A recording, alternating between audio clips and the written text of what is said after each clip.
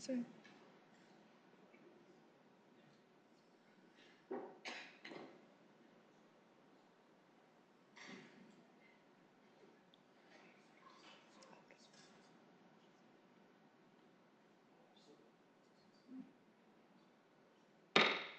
Good afternoon and welcome. It is Tuesday, August 14th.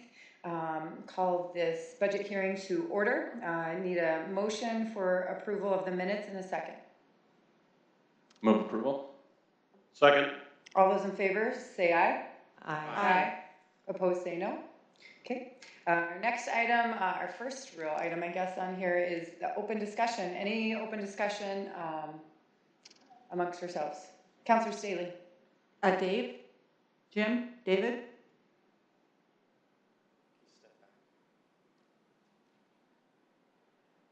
Is Jim David here? Oh, Jim, okay.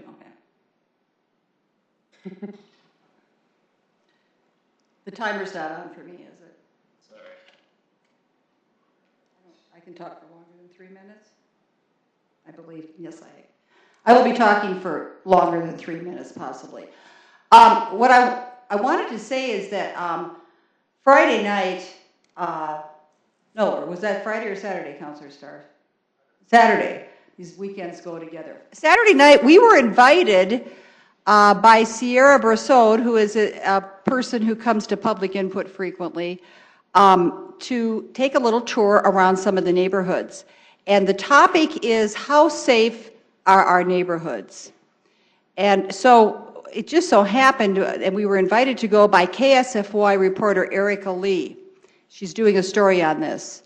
And it just so happened that we had scheduled to go right before we had a shooting on Saturday down on Summit and 12th Street. So the timing was somewhat ironic.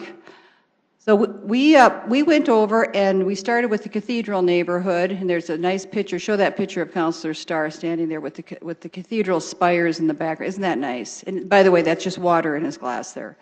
But we did a nice walking tour, and we stopped and talked to the neighbors, and they were out sitting out on their porches, many of them in the Cathedral area, and asked them how safe they feel.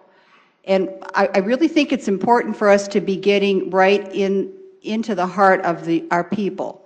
Sometimes we get insulated and we're surrounded by our colleagues on the council and within city government, but getting out there and touching the people is so important. And we also stopped into some businesses. We got that picture of the guy who owns the Mercados, put that up there. We saw him on a tour we did with the Argus Leader last fall.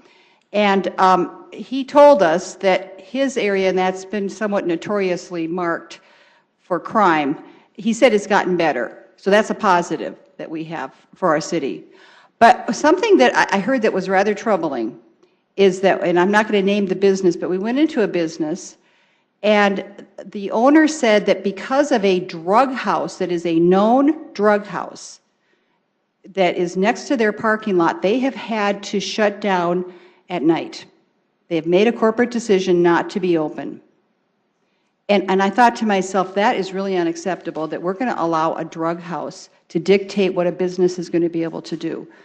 And and then the other thing that was interesting is then Sunday night, we have this incident at the Falls where someone's murdered. So I think the community is talking about safety. We're talking about funding for our police department and maybe having more energy into that, supporting associations, neighborhood watch, having people watch out for one another so that we can keep this a safe place to live. But I'm thankful to Sierra for taking us on the tour. We also drove through some areas and we stayed on public streets, so we weren't trespassing in any way, shape, or form, but we went and looked at different areas to see what kind of conditions we have in our city. And again, there's a vast diversity of quality of life in our community. I want everyone, whether they're in an apartment or a home, to have a safe, clean place to live. So just wanted to give a report on that. Thank you. Anyone else on the council for open discussion? Seeing none, we'll move on to our budget hearings. Our first up is entertainment tax. Assistant Director Tom Huber, welcome. Good afternoon. Tom Huber with the Finance Office. We're back again, and our crowd got a little bit bigger. Last time I talked a little bit about all those departmental partners that are so vital to making all this happen, and today we have a larger group of those partners here that really do take ownership for this budget, take ownership for their pieces of it, and just do an incredible job providing services to our citizens and customers every day. Last time we talked a little bit, I had to put the buckets up, so I thought today we just kind of cover which buckets are we covering in today's budget hearing. We're going to start out with the entertainment tax. That's part of that special revenue fund bucket. Parks and Recreation will cover both their sales tax for their capital piece and the operating piece in the general fund out of those two buckets. And then Public Works will cover the storm drainage budget that's in the special revenue bucket, and then the highways and streets budget that's in both the sales tax fund for the capital portion and the general fund for the operating portion, and then the four enterprise funds that are underneath Public Works: electric, light, water, water reclamation, and landfill. So, but we'll start with briefly covering the entertainment tax budget. Again, this is the 1% tax that's applied to lodging accommodations, prepared food, whether dining in or takeout, alcoholic beverages, ticketed entertainment events. That's the primary and almost the only source of revenue within this fund for the city. The revenues are very specific, and so too are the expenditures, restricted by both state statute and city ordinances, and used to support those entertainment venues in the end, which actually collect the tax. So we'll focus our energy on the expenditure side. On the left-hand side, you can see all the facilities. First of all the facilities that fall within this fund are city-owned facilities, but they're operated by third parties. So when we look at the expenditures by type of expense, you can see that 70% of the budget is really capital related, taking improving our facilities, taking care of our facilities, or really on the repair and maintenance side, property insurance and other operating type expenses to take care of our facilities.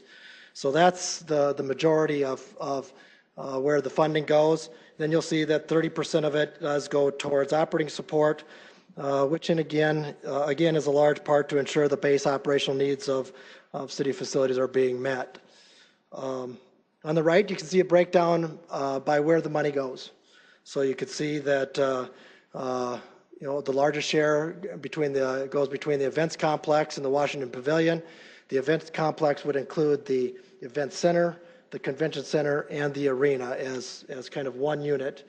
Then you have the RFM, Sioux Falls Stadium, and a small sliver to the Great Plains Zoo. Again, it's important to recognize that each of these venues are actually operated by a third party for the city. SMG manages the events complex, the Sioux Falls Stadium, and the Orpheum Theater. Terry Torkelson, the general manager, and Deb Esche, their finance director, are here today. They'll be available to answer questions towards the end. Spectra manages the food and beverage part of that, but it's kind of all rolled back into within the SMG budget. The Washington Pavilion Management Inc. obviously manages the Washington Pavilion. Darren Smith, the executive director, is here today, as well as Jane Hathaway, their finance director, and Scott Stratman from operations. So, and then the Zoological Society would manage that little piece, and Parks will talk about it more for the zoo. So looking at the change, entertainment tax fund from 18 to 19, a very little change, $100,000 increase. The primary changes really occur between the various venues as we bring in and out larger capital projects or repair and maintenance projects for each of them, and make it work within the overall fund. We do not have a separate breakdown on the zoo there at the bottom, as it only accounts for a small part of the city's funding as established by the council last year. But again, the lion's share of the zoo funding comes from the Parks and Recreation budget that Don will talk about a little bit later. So that was the lion's share for the zoo, just in case anybody missed it. Looking at the events complex specifically, you can see that capital did not change, remaining at $2.5 million for the overall events complex. Most of the capital projects are related to replacing or remodeling or upgrading existing infrastructure or equipment. You can see a few of the projects listed there for the event center, the hockey shielding, and the network equipment. And on the convention center side, floor boxes and electrical and interior doors. Had to be careful with the floor boxes because if you look at all the flowers in the front of the convention center, you almost want to say flower boxes, but there are floor boxes within the convention center.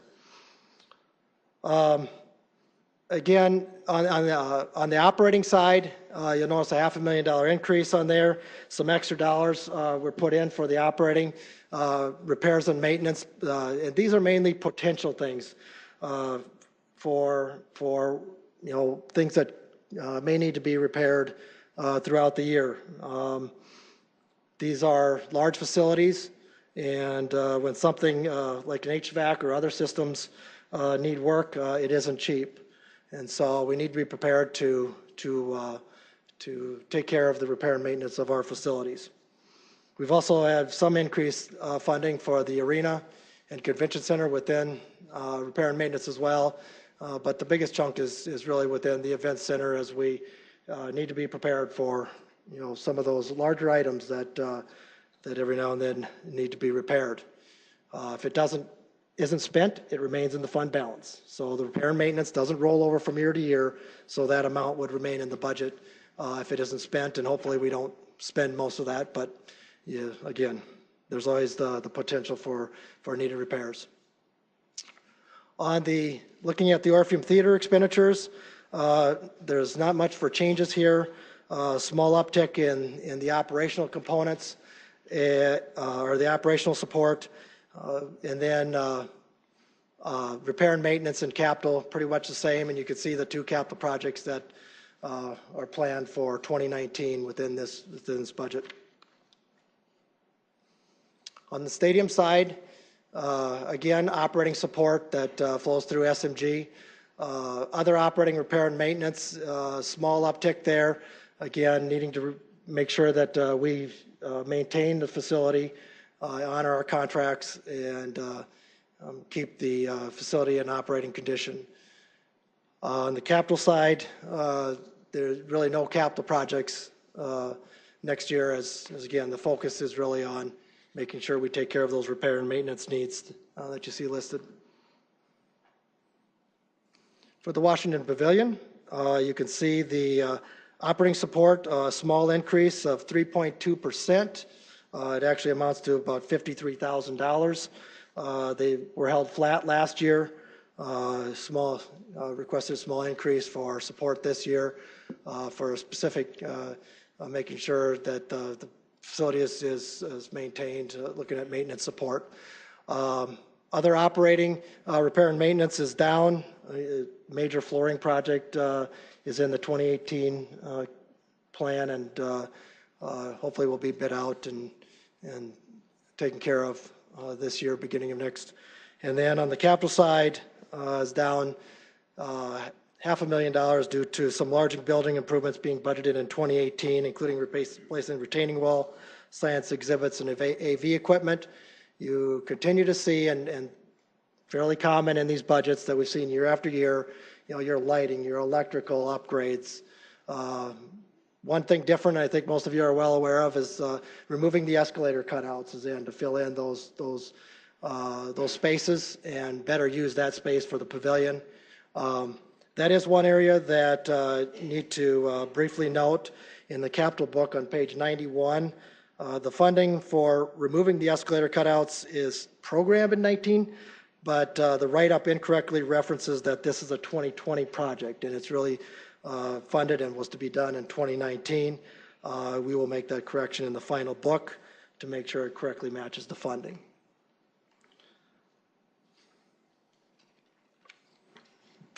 That's a quick summary of the entertainment tax fund. Again, we have As mentioned, we have the managers here that can talk to any specifics from both the SMG and the Washington Pavilion, as well as Scott Rust with our purchasing team is here. Scott does a tremendous amount of work to help these facilities, making sure that they are getting the repairs and maintenances that are needed done and completing their capital projects. So, thank you, Assistant Director. Questions from the council in regards to entertainment tax? Councilor Neitzer. Yeah, thank you. I think I would call the escalator removal lovingly the Staggers Amendment. So he fought for years to get rid of that, as we know.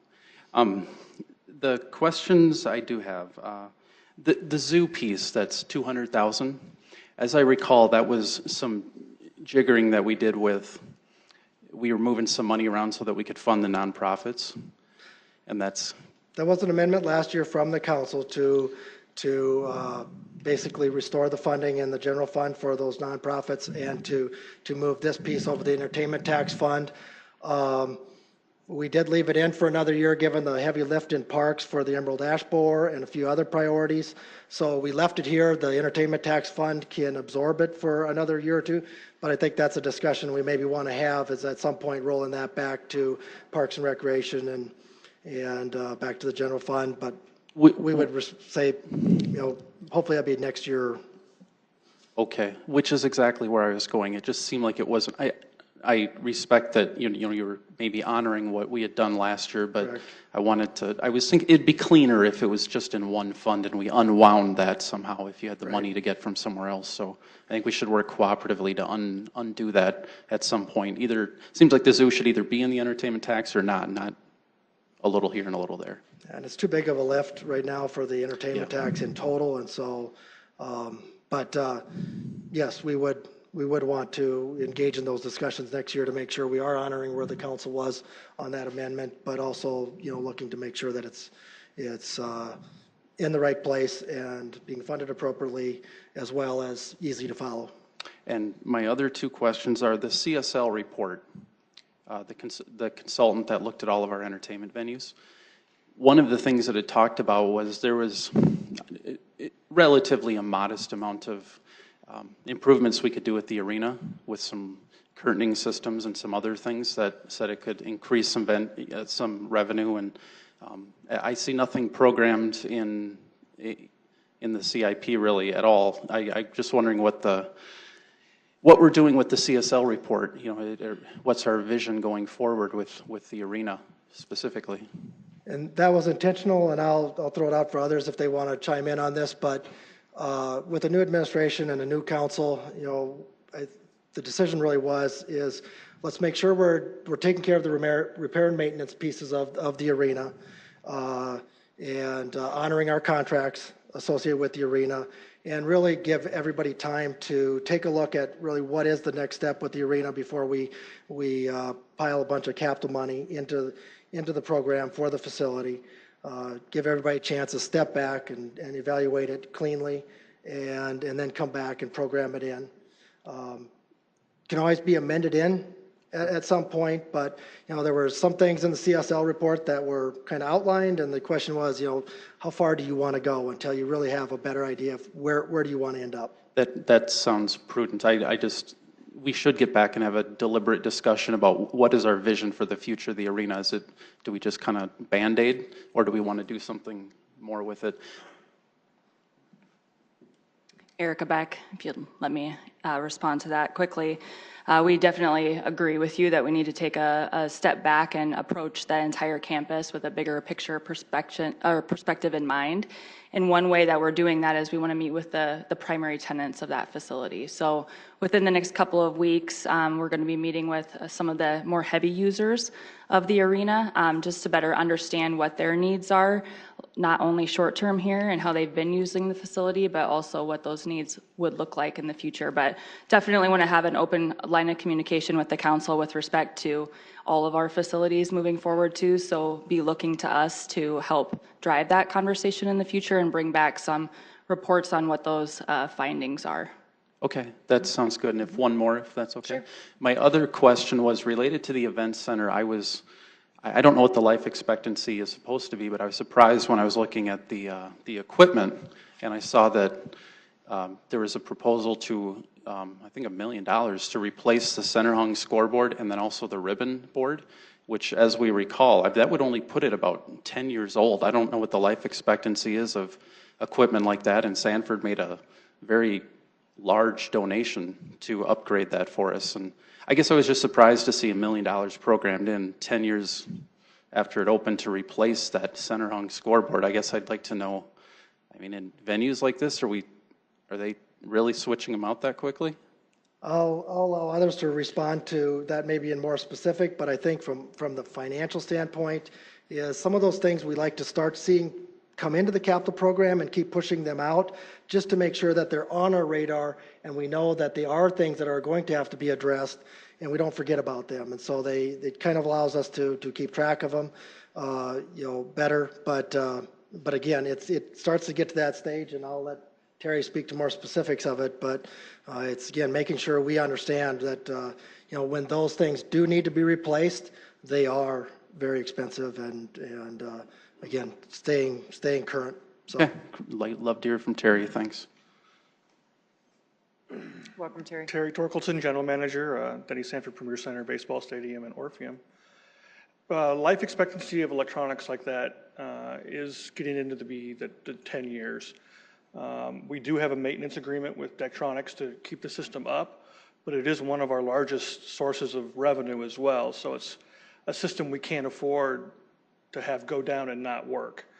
So like Tom said, we want to program it in, but if we feel we don't need it, if we're being told that the system's in great shape, we'll push it out a year. And we'll continue to do that until such time as it actually needs to be replaced. Okay, very good. And largest sources of revenue because of all the advertising you sell on it? Correct. It's one of our largest sources, yes. Okay, interesting. Thanks. Any other questions? Councillor Staley? Well, first of all, Is your microphone on? now it is. It looked like it was, but it's not. I get Just used to push this that light button. color. Counselor Neitzel, thank you for those questions. Really appreciate asking about the scoreboard longevity, because when we buy things for our community, the citizens expect they're going to last. And so, good point about, here we're replacing things. I still think of the event center as being a new facility. Okay, so, and also, we were talking, the Argus leader had a thing about the arena that we should be ripping it down. So there was a lot of conversation out there as to where is this going. Erica Beck, I thank you for telling us that you're going to be talking about it, but as we're going to be talking about our swimming pools, we're talking about existing facilities, ice skating rinks, things that we provide for our city. I think we need to be looking at ways of maximizing usage. And sometimes there's more marketing going to certain venues, and other venues are just kind of being left to fend for themselves. So this arena discussion, I think we can do more to maximize people coming and taking advantage of it. And then I wanted to say that I did talk with Mr. Terry up there today, and since I've been on the council, I've had the opportunity to be at the convention center much more than I did as a citizen, and attend events, and I have been so impressed with that facility. I think when they put on their luncheons or dinners, it's really so well done, and I enjoy being there. I think it's a lovely place. So once again, taking that and saying, we've got it, let's take advantage of it, let's love it, and let's continue to market it. So I think you're doing a great job there. Thank you. Any other questions on the entertainment tax portion? I do. Okay, Councillor Starr? Thank you. For Tom, you're off the hook for a few minutes anyway. You would stay or you would Yeah, go? give me a minute. Stay close. Don't go far. Don't go far. Tom, I'm looking under the Sioux Falls Stadium is that we've added, $265,000 for professional services or management agreement. Is that just adjusting the contract around? Is there a offset to that somewhere? Correct. It's now, the contract is with SMG, and that just recognizes what the estimated loss could be on the Sioux Falls Stadium on an operating basis for what they need to provide. Now, again, that gets offset At the end of the day, that doesn't mean that it's going to use that exact amount of the entertainment tax, because the events complex makes money. Or it does today, and hopefully it continues to. We budget conservatively, but and that gets offset with the other operations. But we need to budget for what could be expected as to what the net loss would be on the stadium, on the operations of that piece. I'll dive into it. It's going to take me a little bit more to understand that, of how that works. If it's under a management agreement and that there's a potential loss of 200,000+ of what we're spending on top of the whole thing, but I'll get with someone. The same as the Orpheum operates today as well. Perfect. Will get me started at least to figure it out. Sounds good. Any other questions on the entertainment tax?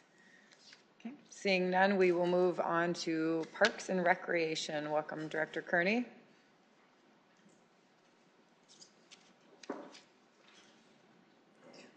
Good afternoon, City Council members. Don Kearney with Parks and Recreation. Appreciate the opportunity to present our 2019 proposed budget. This slide, many of you have probably seen over the years. I think it's always a good thing to think about how we use the dollars that we have entrusted to us to support our Parks and Recreation system, and where those dollars get invested. And just a few highlights from these stats is that we have about 2,500 acres of developed park land across 80 different parks. And as you can see there, we have a lot of other support facilities that really make the Parks and Recreation system function at a high level. The other thing I wanted to point out, and it's probably not talked a lot about within our department budget, is the other property maintenance that we maintain across the city. We have support nearly 2,000 acres of other city property maintenance. We've got 33 miles of landscape medians that we maintain. Within those medians are 45 irrigation systems, and we've got about 70 acres of those medians spread across our city. And just for the benefit, just a reminder about all the other programs that we have up there, and it may seem like a lot, but they also get a lot of use as well. As it relates to 2017, looking back at the attendance and participation that we're able to track throughout the course of 2017, we were able to track 2.6 million people that use the Parks and Recreation system. Obviously, this doesn't include the over 1 million people that we count on our bike trails, and that it also obviously doesn't capture all the other general use that the Parks and Recreation facilities receive. I would note that these numbers do include our park system assets with our various different partners, including the Great Bear Recreation Park Incorporated, the Zoo, the Arboretum, and one of the ones that you'll see next year in our 2018 numbers is the Stockyard Ag Experience down at the Horse Barn in Falls Park. So let's talk a little bit about our operating budget. As you can see here, our personnel budget has changed from $10.6 million to $11.1 million, and our other operating has changed from $7.4 to $8.5 million, for a total of $1.5 million in all the categories in our operating budget. A little different look at our where our funds are allocated by program, and really the best way to sum up 2019 are on three broad categories, three major initiatives that we've got. One of them being the biggest, which is the Emerald Ash Borer and our Emerald Ash Borer response plan. Seasonal wage increases. If you heard the mayor's budget presentation, we were able to get 50 cents an hour across the board for our seasonal wages, so we can help recruit staff and compete in the marketplace in a tight unemployment market. And then obviously, one of the things we're always trying to do is take good care of our park system. And so one of the things we've done is provide some additional funding above and beyond last year for just general repair and maintenance of our park system. Again, as I mentioned, you'll notice in forestry, we have a $1.1 million increase. We've talked about this over the last several months upon the finding of the Emerald Ash Borer here in Sioux Falls, and really makes up the largest portion of the increase that we have for 2019. As a reminder, this budget provides for $271,000 in additional staffing That would be 3 full-time staff and 1 seasonal position. And then it also provides $825,000 for contractual services for street tree removals by a private contractor, but it also would be used to finish up the street tree inventory, which has been started by the master gardeners, have assisted us in the short term, but they're not going to be able to cover the entire city. But we certainly appreciate their efforts, but this would allow us to have that completed by a third party. And the reason why that's important is that as we talk about, we've talked a lot about removals, but we also are starting to talk about what is our plan for the reforestation of our street trees. And so having that inventory will be critical in being able to inform what kinds of trees we want to put back in our street tree properties. The other thing I wanted to take a moment to do is just thank the council for your previous support for the equipment to respond to EAB. Those things are going to be really critical for us to be able to respond to it.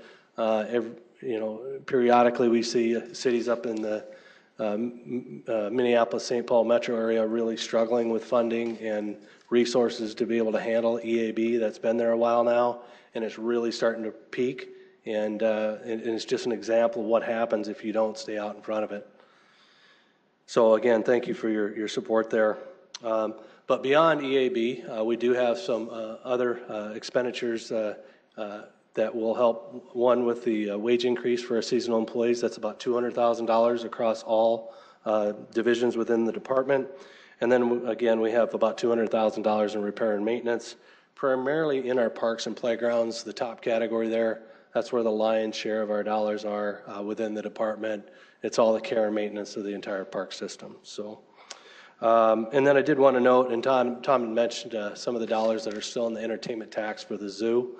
I did want to share that we do have, the budget proposes a $36,000 increase for annual operating support for the zoo, which is about 2.5% increase above and beyond what they had last year.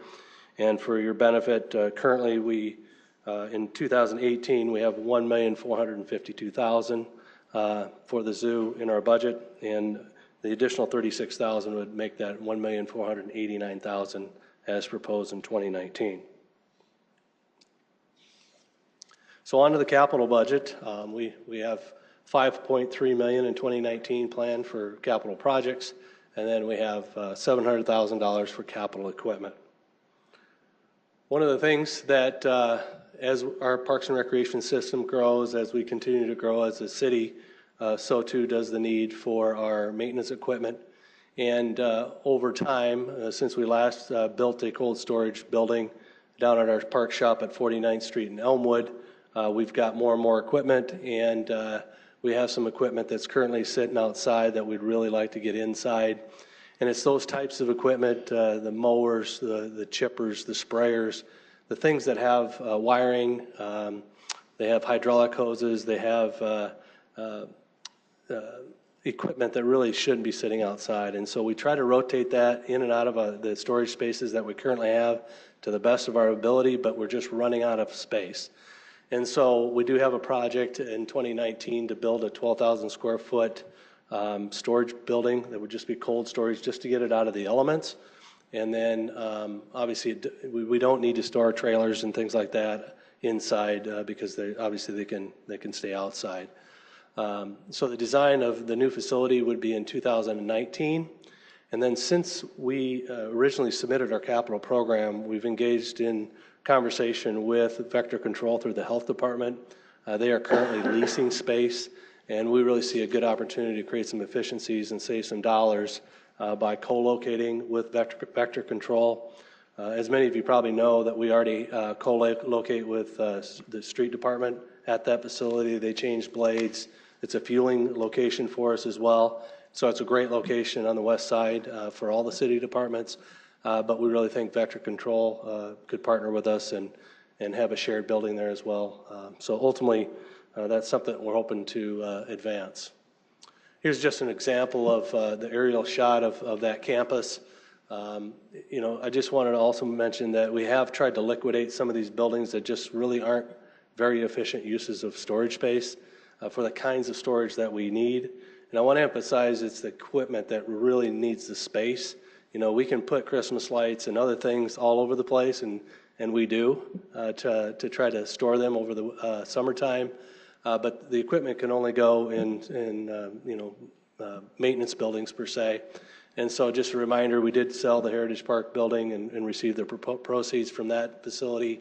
We're in the process of liquidating the property at the Ice and Rec Center, worked out a good partnership with the Glory House there. So ultimately the balance of that property will get sold and the proceeds come back to the city. And then facilities like the horse barn, we used to pay for the care and maintenance and all the utilities associated with that. Now that we have the Stockyards Ag experience in there, they're now picking up those utilities. So we have achieved some efficiencies there. And just as a reminder of kind of what we're trying to do, not only in the past but in the future, to try to get rid of some of these inefficient spaces for us. Now here's the backbone of our park system, our capital program for our park system. You know, one of the things that's really been helpful to us is to really stay on top of what I call the backbone of the park system. You know, our bike trails, our play equipment, our internal walkways and trails, our parking lots and our roads, our picnic shelters, and our play courts across the city. And if you remember on that second slide, there's a lot of them out there. And if we don't stay on top of that, we can't provide excellent facilities for our community to enjoy. But when we do that, it gets us out of that crisis management with regard to maintaining our infrastructure within the park system. Another project that we have that we're excited about is one of the areas of our bike trail system from Faywick to Cherry Rock Park. This is a tired piece of asphalt that we've got there. It's probably one of the original segments of trail that's been in place. It doesn't get the use like the main core trail system does get, but it does get some pretty regular use. And so this project would replace that. It's about a mile in length, and then we'll convert that to the wider 12-foot segments. And then anytime we do a new trail project, we're improving sight lines and drainage and doing all we can to make better connections to the parks and attractions that we have along the riverfront. And then obviously ADA access would be provided as part of that and bringing up to current code compliance. A couple other projects of note for 2019 that I think are important to mention. We do have a chairlift that I don't know if it's the oldest chairlift in the country, but it's got to be pretty close. And in all seriousness, the chairlift is somewhat obsolete. We are able to find parts if we're creative, and we have a few contacts out there, but it does need to be replaced just because those parts aren't going to be around forever. And we're essentially dead in the water if we don't have this lift out at Great Bear. And so that is a project that we plan to design in 2019 and construct in 2020. We have a lighting replacement project at the zoo. We're currently designing that now. That would be in the Delbridge Museum and will provide much better energy efficient lighting and really improve that system there. We have some athletic field improvements planned as well at Cherry Rock, Harmadon, Terrace, and Yankton Trails. Cherry Rock Park is where Little League is playing now. They were fields that weren't really used, and we've had a project in the capital plan, and this really will replace the fences and the dugouts and really try to realign those fields so that they kind of bring them up to our current standards for our ball fields. So Little League is taking advantage of those and use those well for us.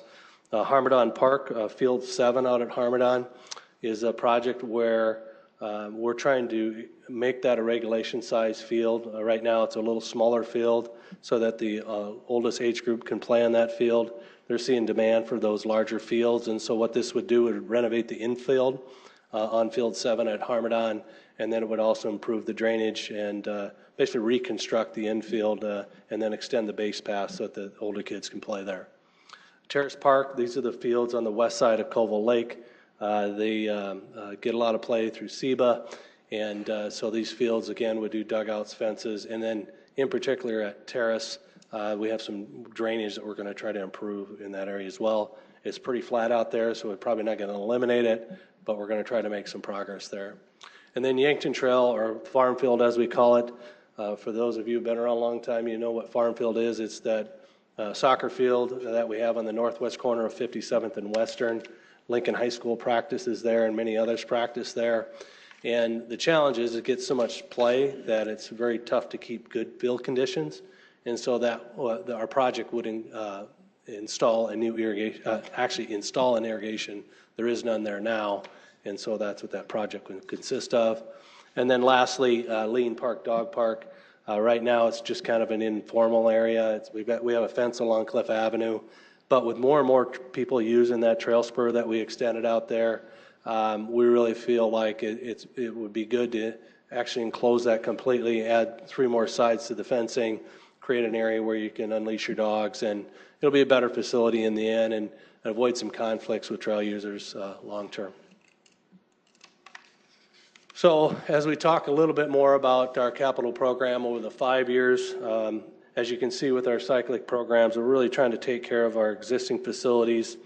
And as you can see with this map, the shield symbol there are projects in 2019 that we plan to undertake. And then 20 through 23 are noted with those small blue circles. And then the trail improvement projects are noted with the dashed line there. As you can see, every area of the city is receiving improvements. And a lot of times, even though we only have one circle or one shield, oftentimes there are multiple projects happening within those parks. And so just an overview, again, all areas are served. $3 million are over the 5 years are planned for trail improvements, $6 million for existing neighborhood parks. A lot of that's our cyclic programs, our playgrounds, our courts, our internal trails, our shelters. And then we also have one new park planned, which is adjacent to Fred Assam Elementary. It is out on essentially 6 Mile Road in the northeast portion of our city near Willow Run Golf Course. And the park is named Willow Ridge.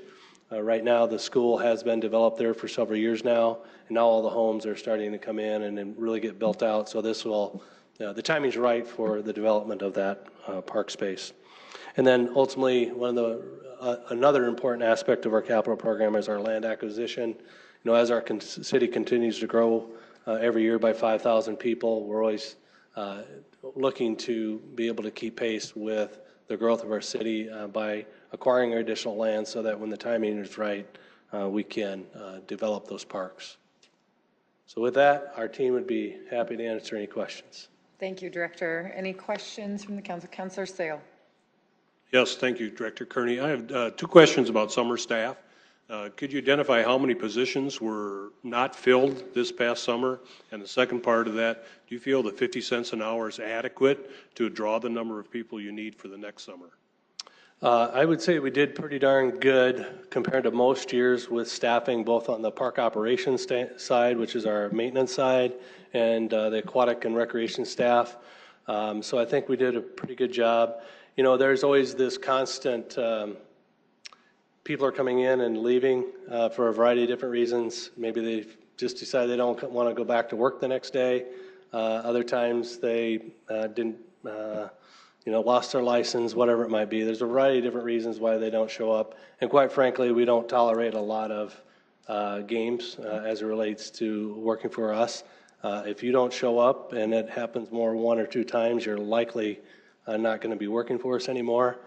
So I'd say I think all of our departments that hire seasonal employees are in that constant flux of 4, 5, 6, 7 positions that are kind of in motion all the time as far as being vacant. As it relates to the 50 cents an hour, we would love $5 an hour, to be honest with you. But the reality is that when you have as many hours that you have to pay that incremental increase on, it's a major cost factor. And so I'm really thrilled that the mayor's budget includes 50 cents an hour for all of our seasonal employees. And it's a really, and I think the mayor alluded to it, it's an easy one just to pass on. Because, we'll get people to work.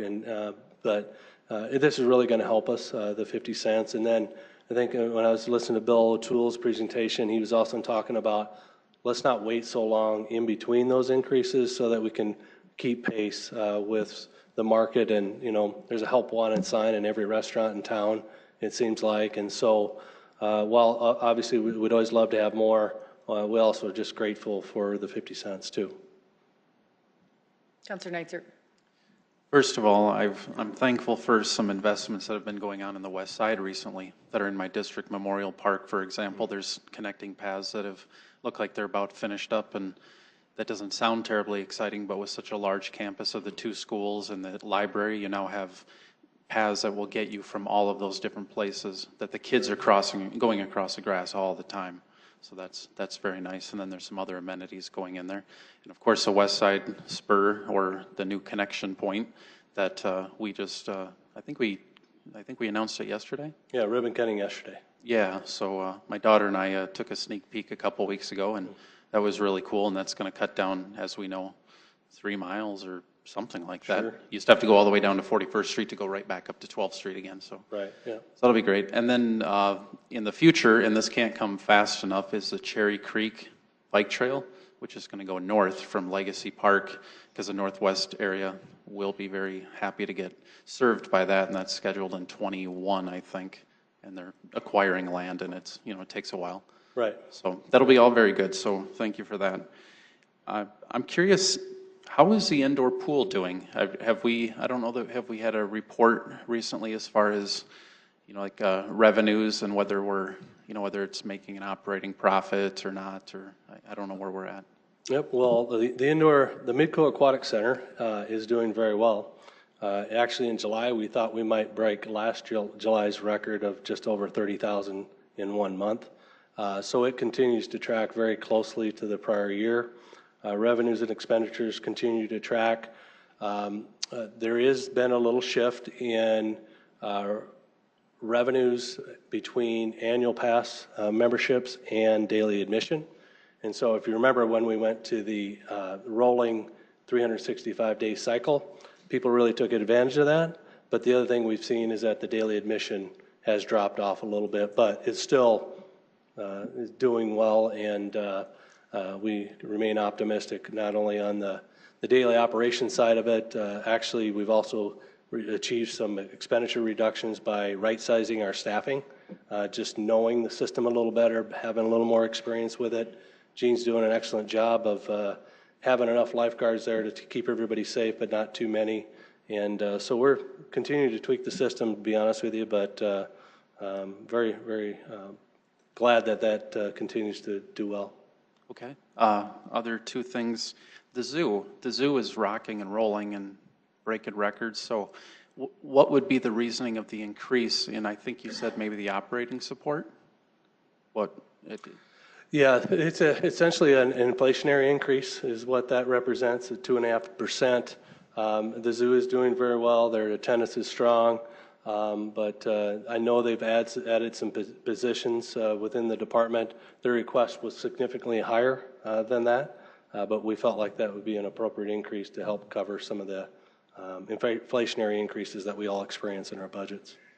And the last question, and it's a short little monologue. Years ago, we did an aquatics master plan. It might have been 2014 or 13. Okay, sure. And the things that largely identified is we were going to have to make some decisions about Frank Olson because it's not ADA accessible, and you're going to have to do something with it. And then, of course, I think it identified maybe a little bit longer term was possibly doing something with a Keene Park. It gets heavy use. For example, maybe making it an outdoor aquatic center. Now, in recent years, we've had the indoor pool open up, and obviously the city continues to grow. And I guess as I look at the 5-year plan, I've only seen some of the outdoor pool things kind of dwindling, or kind of, the only thing I see is I think maybe the UV disinfectant system. Right. I think that's the only thing in the plan. So I guess I'm just wondering what the vision is going forward for outdoor pools in general, because it would be, we have the whole south side that probably isn't served, and we'd have to go all the way to Terrace Park to get to an outdoor aquatic center. And I don't even see like a Keene Park even 5 years out in the plan. So I'm just wondering if we're going to see outdoor pool development, sometime in the future. And what's the vision? What is the Parks Department looking to do? Yeah, very fair questions. And in 2013, you're correct, we did do an aquatic facility master plan. And the major thing, obviously, that's transpired since then is the Midco Aquatic Center. And one of the things that we've talked about as staff and visited about is that it will be nice to see how the Midco Aquatic Center does, because one of the things that's rolling around in my head is that how does that affect outdoor pool attendance? And the reality is that outdoor pool attendance is as strong as it ever has been. The average daily visits are very strong and actually continue to creep up year over year. And so you would think that with your 220,000 people going through the Midco Aquatic Center every year, that may potentially impact the outdoor pool attendance, and it really is shown that it hasn't. And so one of the things that, as you know, we've been talking about is doing a comprehensive plan. You know, originally we're going to do a separate aquatic facility master plan, and we really felt like it'd be better to roll that all into one comprehensive plan. And the reason I say that is that, for example, Frank Olson has a pool, but it has an ice rink immediately adjacent to it.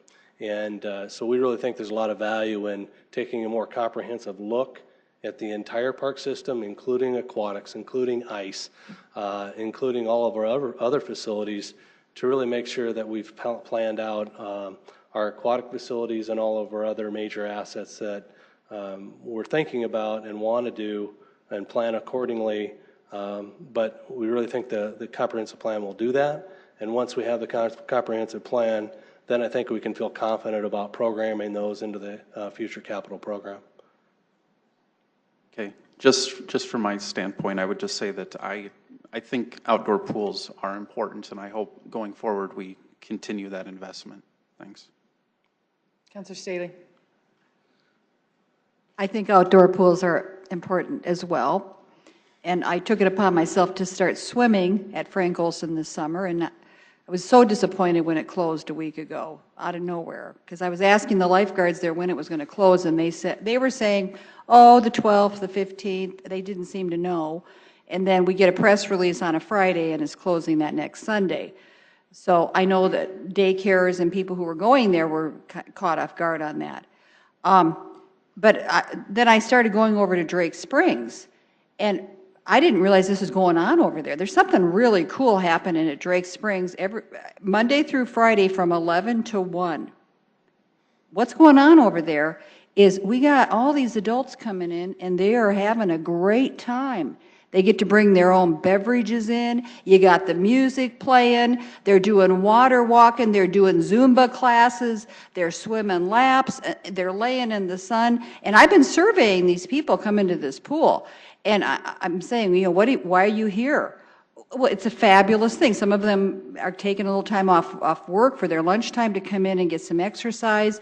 And what I heard today, I was down there right before it started raining, and the gals were saying, it's too bad we don't do this at more pools. You know, utilize that 11 to 1 o'clock time. Now, I understand that lifeguards are going back to school.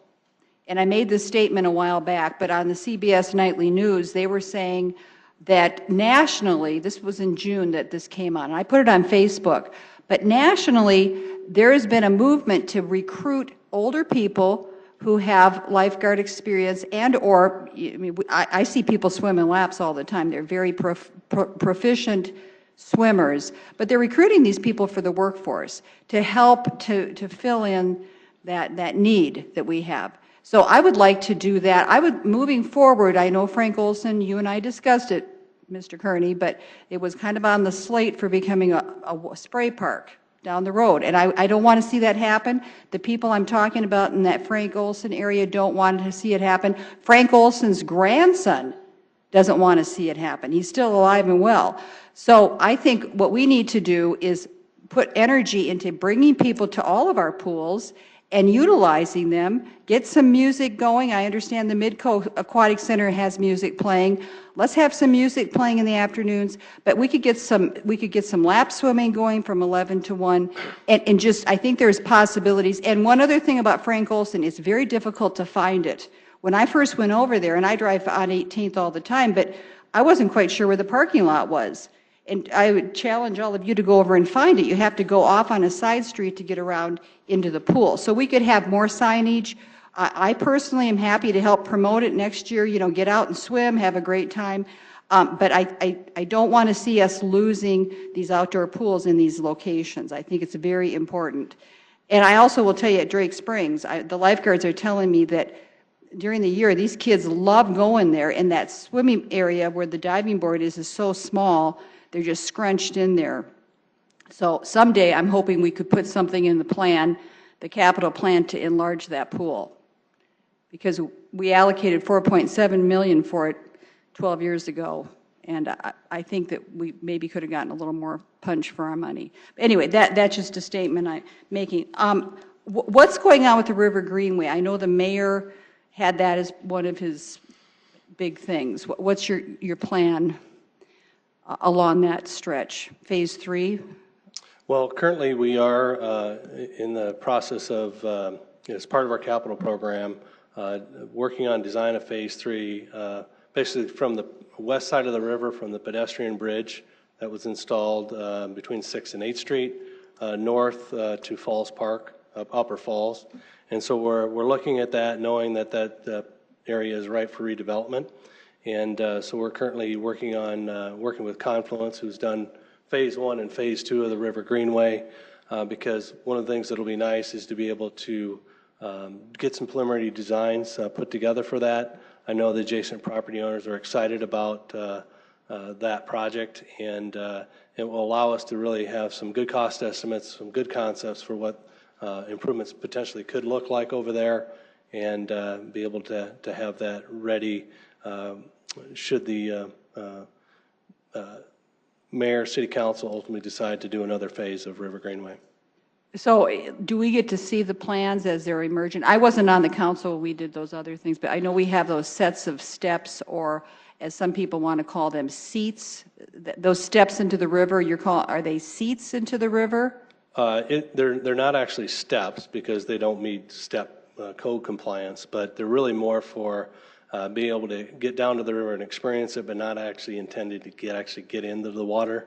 But they are we call them step river edges, because they're more like kind of seat height, so people can go out down there and eat their lunch and enjoy sitting by the river. And I took a picture of them. I was down there on Friday, and I got a photo of the one that's across from the Huey building, kind of it. And I did put it on Facebook. And at the time that those were put in, I had concerns about steps going down to that river. And now that I've gotten the water report back from Jay Gilbertson, he's advising we even have signage that says don't even touch the river. It's so contaminated. So encouraging to me, those steps, seats, whatever they want to call them, are kind of leading people down there. But I got a report from a woman who lives she works across the river, and she said she sees parents taking their kids down and swimming in there, going down the steps and getting into the rivers. How deep do you think it is when you would step into that last step? Oh, it varies, but I would say, depending on obviously the flows going through the river, it could be anywhere from 3 to 4 feet all the way up to 7 or 8 feet deep. I would imagine there could be holes in there that are even deeper than that. But there's no shoreline, or there's no way to get a footing. No. Okay. And then the other thing I was going to say is that I'm hoping to take the mayor in to meet with the warden of the penitentiary. And we're going to talk about using work release workforce. Now, if we were able to work out a deal with them, and they charge $1.25 an hour, they are so eager to help us. But that could take some load off of those mowing operational costs. And then you could pay, go for the lifeguards or that summer employees, give them a little more compensation. Would you think that might be a good thing? Yeah, actually, we've actually used county inmates before to clean the stadium in the past, and the challenge, I think, has been that providing the supervision for those inmates, I think, has been the challenge, but it was a great situation for us, and it was a great project for them, and they got to be out of the institution, obviously, and so that's positive, too. Well, and they also can use a chainsaw, so they could help with the project trim. Yeah, we'd love to explore that. Thank you.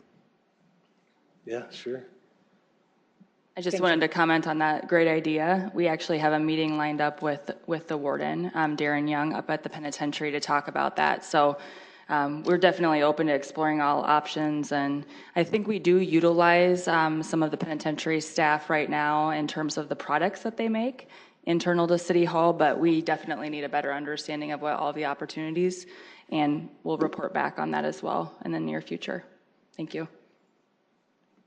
Just to add on to that, I was in a conversation today talking about juvenile work programs as well, and when I traveled to Miami-Dade, they asked about what South Dakota is doing with that, and we don't have that here to where they can earn time off, or it's kind of a, you know, for your bad choices, you have to go and work and do these things. Some get paid, some don't, and so there was a drive to have the juveniles do it as well, and so I don't know exactly where that's at, but I know it's being looked at within some folks too, and I think that piggybacks off of, you know, trying to make sure they make good decisions in the future. So, do you have another question, Councilor Selberg?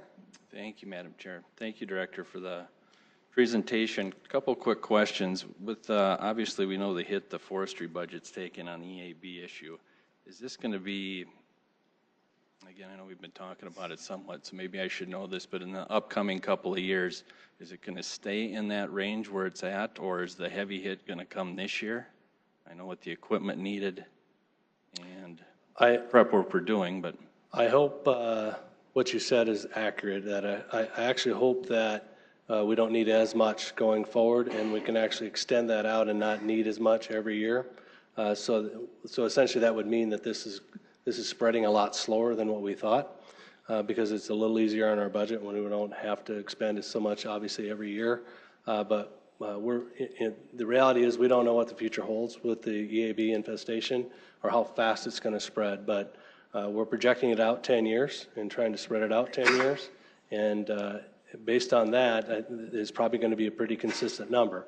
Now, if we can get it out to 15 years, which we're all trying to do, obviously that'll help our situation.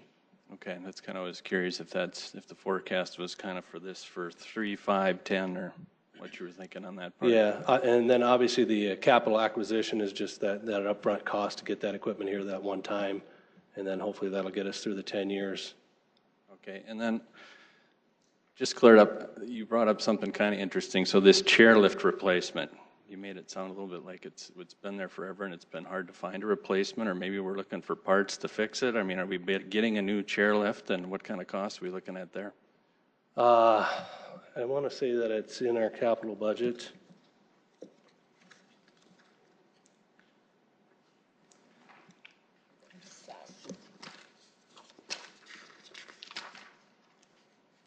Page 104. Sorry, I didn't mean to make you dig. Yeah, right at $1 million. Or 1 million, 1.1. Thanks, Dorothy. Okay, well, it sounds like it'd been there a while. You almost made it sound like we had trouble finding. Yeah, we are, but our guys are pretty creative and knowing what parts to have on hand, and sure. There's still a few sources out there to get them, but yeah, we'll definitely do not want to delay any further. Right. Okay. Thank you. You bet. Thank you. Any other Councilor Kiley, I'm sorry. That's okay. Thank you very much. Director, first of all, congratulations on operating what many refers to as our crown jewel of the city, our park system. I know it played a very instrumental role in my life and my brother's lives growing up, and it continues to do that for many adults and children alike. $3 million investment for trail improvement, I think is very worthy cause over the next 5 years, because that's highly utilized. And then the improvement in existing neighborhood parks, as I had mentioned, the park that probably played the biggest role in my life was Dan Dugan Park, which is basically a small playground area, but they play a vital role in the lives of a lot of people. Are we able to, I see we have $700,000 for acquisition of new parkland. Is that enough to keep up with the growing demand as the city expands? Are we able to meet that goal of having a park within a half mile of every resident? Yeah, I would say that it's a pretty good number in the 5-year plan. There have been times over the years where the school district announces some significant expansions of elementary schools, and we often partner with them on those school park sites. And so from time to time, if we have a kind of an unexpected need or an unexpected opportunity, we have come back to the council to see if we can have a supplemental appropriation because of the uniqueness of the situation to seek additional funds beyond what we have in our capital program. So that remains an option for us. But, you know, plus or minus $1 million over the 5 years is typically what we have, you know, $175,000 to $200,000 a year. And like I've mentioned in budget presentations before, it seems like it's feast or famine. You know, we'll go a year and not have any acquisitions, and then we'll go, you know, the next year, and all of a sudden we've got three all at once. And they seem to come in waves. But the thing about the land acquisition and capital, you can carry that forward. And so we do that with land acquisition because we just never know when we might need those dollars. But our goal in working with Mike's team in the planning department is to continue to strive to achieve that goal with acquiring property within a half mile of every residence. And could you also talk a little bit about the role that developers play in providing land for the city for parks as they develop new neighborhoods on the outskirts of the city? Yeah, so especially Jeff Schmidt with planning and others, they do work with the developers as they start new subdivisions. And if there is a need for a park within a half mile service area to maintain that service area, they will work with the developer to lay out a park site that would be conducive to having a park there. Obviously, it's complementary to the neighborhood to be able to have a park within their subdivision. And so oftentimes we'll work with them to set aside that land, and then ultimately we'll end up purchasing that land from them. But oftentimes they're supportive of doing that as well because they understand parks are important for livability. And I'd just like to dig a little deeper into the Upper Terrace Park work that is scheduled to be performed. Can you go into that again? And are we able to, I know that there was concern over removal of some of the cobblestone pathways and stairs and things like that. In not doing that, are we still able to remain ADA compliant? Yeah, those steps in the cobblestone pathways are currently grandfathered in. One of the things that happens, though, when you start doing a major renovation, oftentimes it will start to trigger those code compliance and ADA compliance requirements through building services. But we do have plans to go after improvements to Terrace Park that are needed. We'd like to see them built. We would like to see them under construction, actually, as we speak. But we're going to go back at it again. We'll start revisit the design process, work with the neighborhood like we did the last time, and continue to find a good project that everybody can support and move forward with. And that's where you see later in the capital program is where we have those dollars to make those improvements to Upper Terrace. And I just really excited about the potential for Upper Terrace because it's just a beautiful area, and to have some upgraded amenities there like we did at McKinnon Park for the 100th anniversary would be great. Can you address, maybe give me a timeline for, like, for instance, improvements in the stairs in the band shell area? Yeah, I can't right off the top of my head. I certainly can give you a rough schedule. Obviously, whatever we do there will probably be a 2, 3, maybe 4-phase project because of the costs involved, because we wouldn't be able to take that off in one bite. But we have about $700,000 a year that we would be able to tackle certain phases of that project, and whether that would be in 2021 or 22, just haven't gotten that level of detail yet. Okay, and I can follow up with you some more on that at a later time. Thank you, Director. You bet. Councilor Starr. Yes, thank you, Madam Chair. Couple of things, Director. Let's start with the emerald ash borer. We've talked a lot about what it's going to take to remove the ash trees and to stay ahead of it. Give me an idea, what do we spend as a city replacing trees during the course of the year? I guess part of this is that I want to make sure that we're spending as much time replacing trees as we do taking care of the problem. So I'm sure we purchase trees during the course of the year. How do we do that? Because I've had several citizens approach me and say, hey, how can I put a tree in the park? Or how can I be part of this solution? Or, you know, it's such a great part of Sioux Falls is the forestry that we do have, both in our public locations as well as what our private citizens do. Yeah, definitely. We're actively working on a reforestation plan.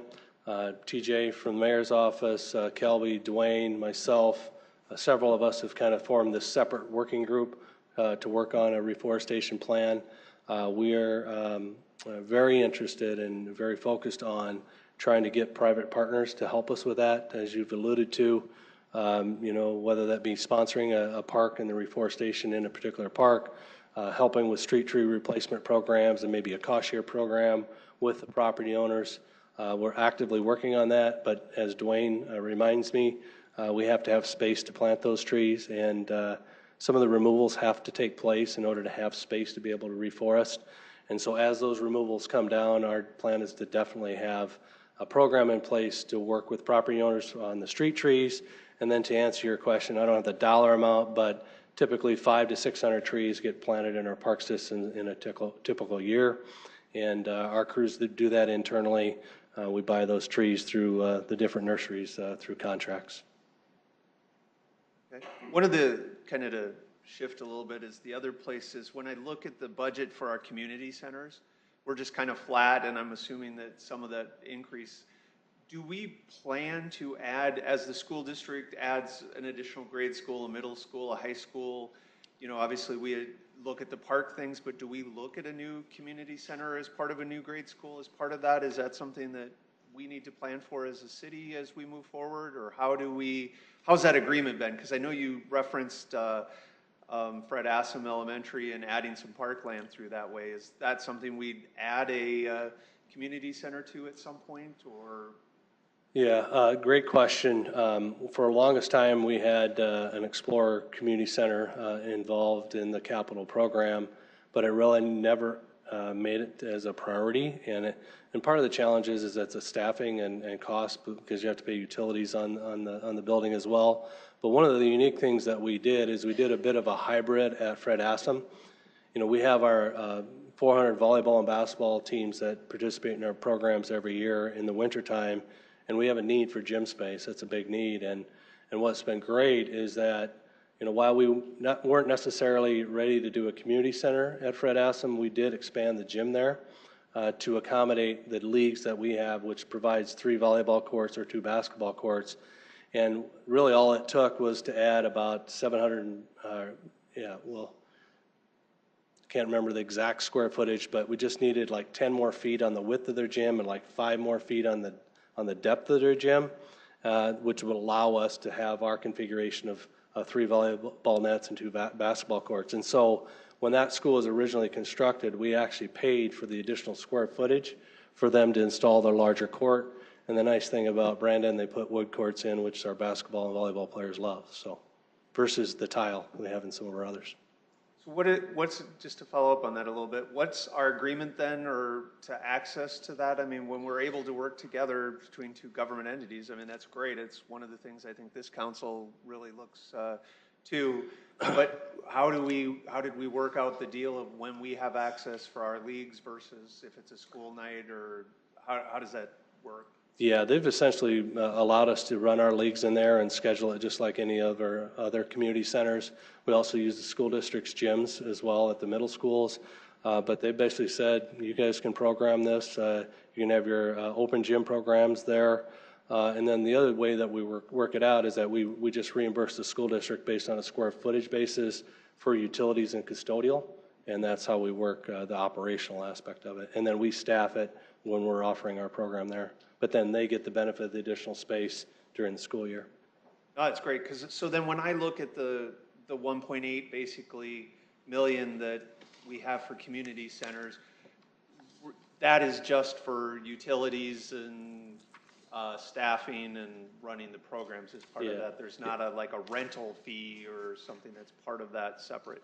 Yeah, it's reimbursing the school districts, because we not only have partnerships with Brandon, but we also have them with Harrisburg and Sioux Falls. And so it's basically reimbursing them for utilities, and it's our finances calculation of the true cost of providing community centers. It doesn't include the capital cost. That would be in capital, though. Thank you. Councillor Neitzer. Couple of additional questions, but first, something that occurred to me. I would think during the master plan, you would be looking at the ice rinks, the outdoor, because we can try to figure out how we can harness them. Yeah, Mother better. Nature has not cooperated very well over the years, so Absolutely. we'd love to be able to try to find a better solution. Okay. Something that my daughter and I have taken up is kayaking, and so we've used Family Park, the lake there, and we're being encouraged to use Skunk Creek and the Big Sioux River, and we may do that. I'm told, and I was sent a picture at, I believe it was Rotary Park, that has a really neat launch. I mean, you literally put the kayak in there and it kind of just slides in. And I'm wondering if there's any thought of expanding some of those, you know, because I see people getting out downtown, as an example. That would be something like that, just something to make it a little more accessible, because it's a very easy thing to do. You just need a kayak and a paddle, and in you go, and it's a kind of a fun thing to do. So. Yeah, you're probably referencing the portages that were installed that allow people to get out in the Rotary Park area. Yeah. Now that the Rotary Park is currently under construction and the launch is on the other side of the river, and it's currently closed off now due to the construction.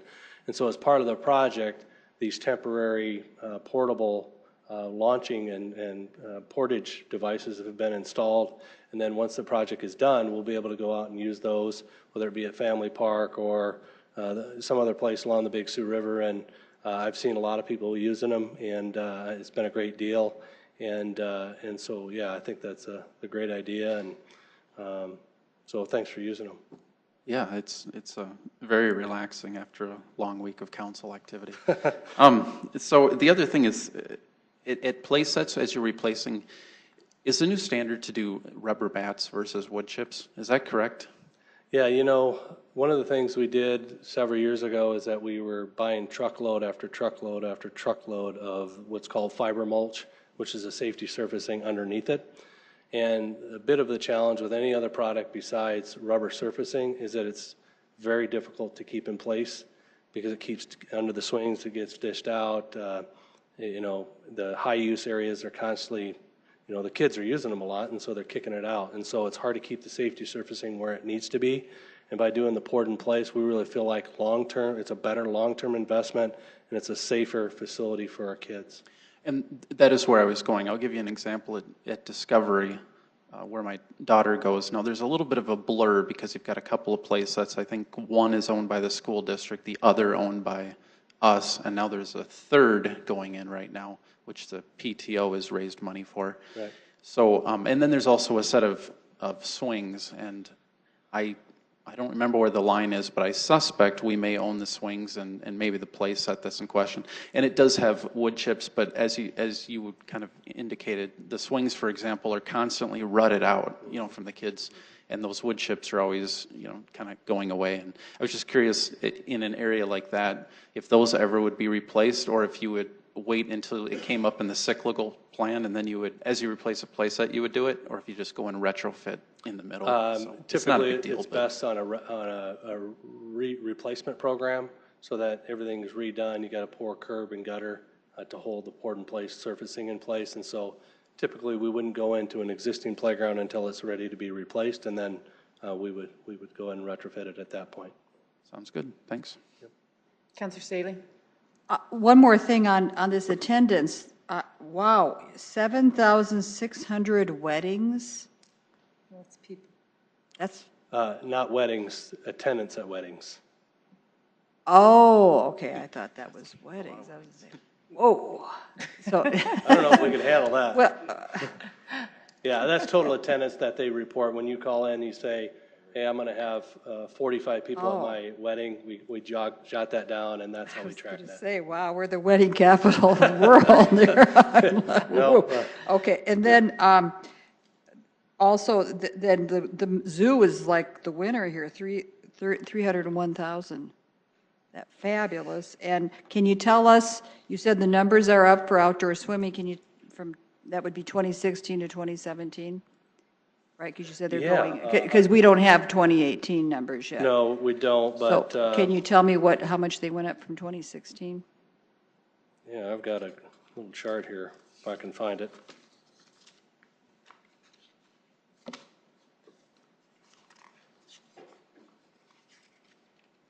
Somebody behind me will probably find it before I do.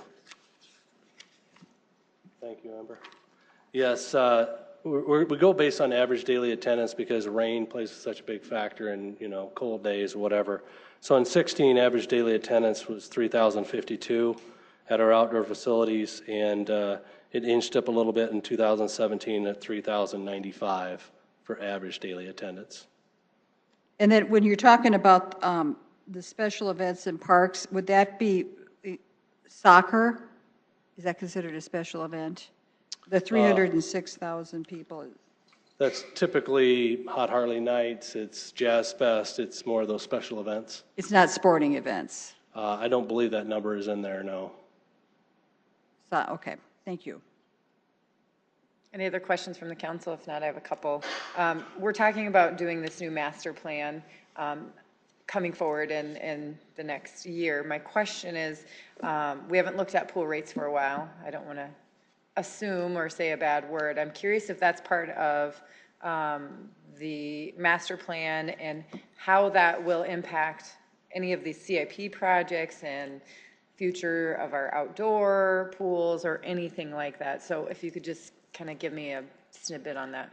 Yeah, one of the things we want to see happen as part of that comprehensive plan is to have the consultants look at our rates that we charge and look at some pricing strategies that we can have around that.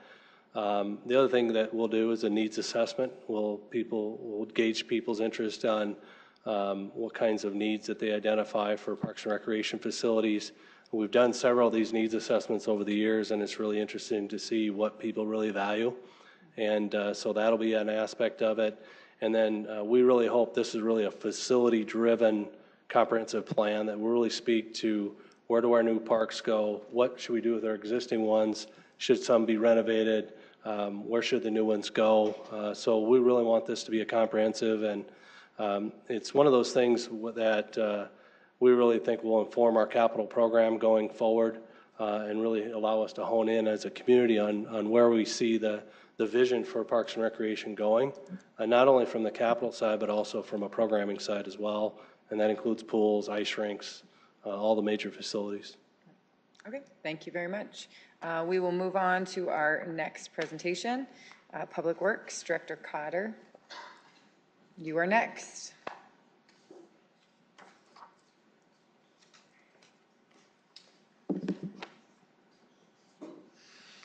Good afternoon, Council. Thanks for having us on your schedule today. Today we have our management team here that's worked hard to put together this budget for you. We also have the Mayor's Office, the finance team, our fleet partners, along with HR, has been a big part of putting together this budget. And as we go through it, we will highlight some operational efficiencies that the team has worked on and either piloted or are currently piloting to enhance operations. So let's get started. We've got a lot of ground to cover. So the Public Works budget for 2019 is $208.2 million. Your Public Works team has 277 full-time employees and 48 part-time employees.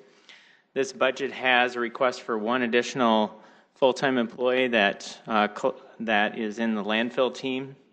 That will be partially offset with the offset of two part-time employees. And we also have two additional part-time employees for the street division in this budget. Public Works team is responsible for maintaining the transportation system and the public's utilities, and we'll take you through each step today. Start with the general fund divisions of Public Works. You know them as engineering and the street division. The engineering division and the street division have very nominal changes in their operational budgets.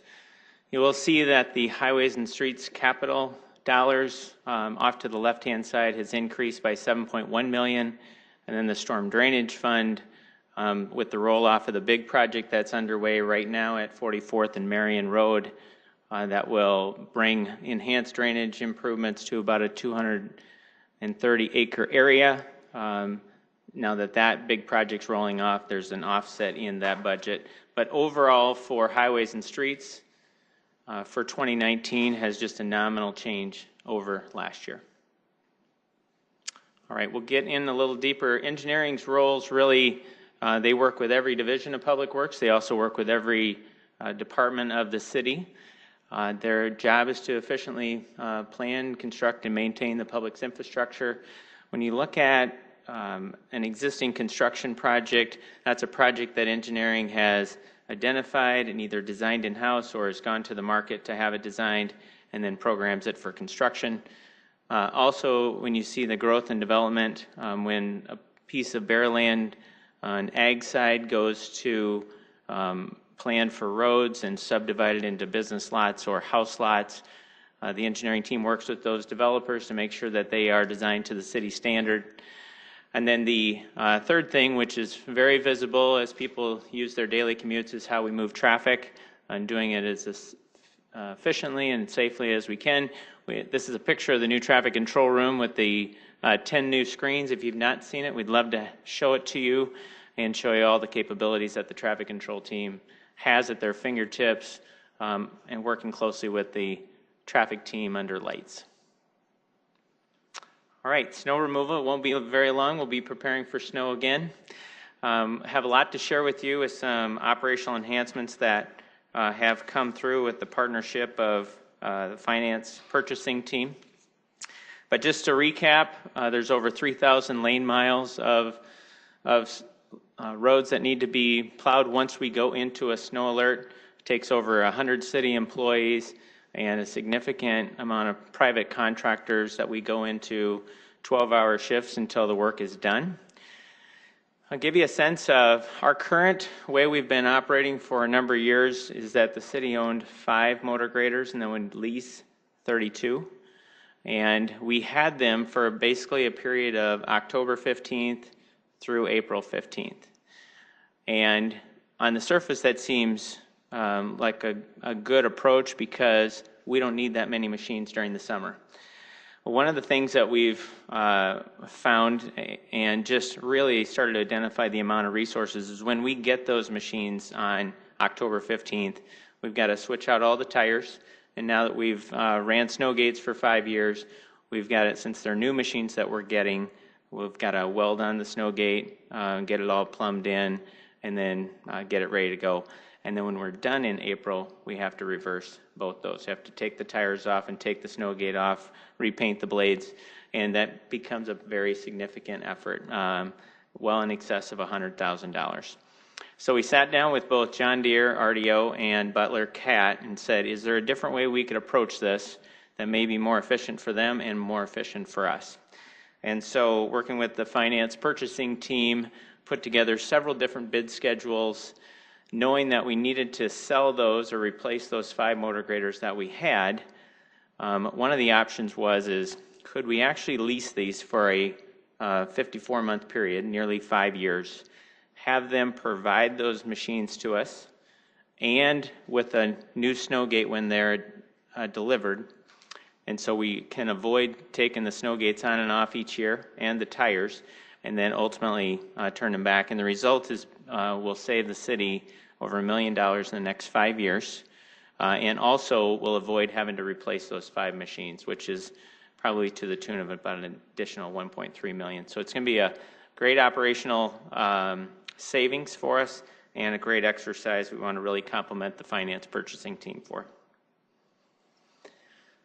All right, the other side of the street division is the summer season, the street maintenance, so street sweeping, street light maintenance, and pothole patching. People love to have their streets swept.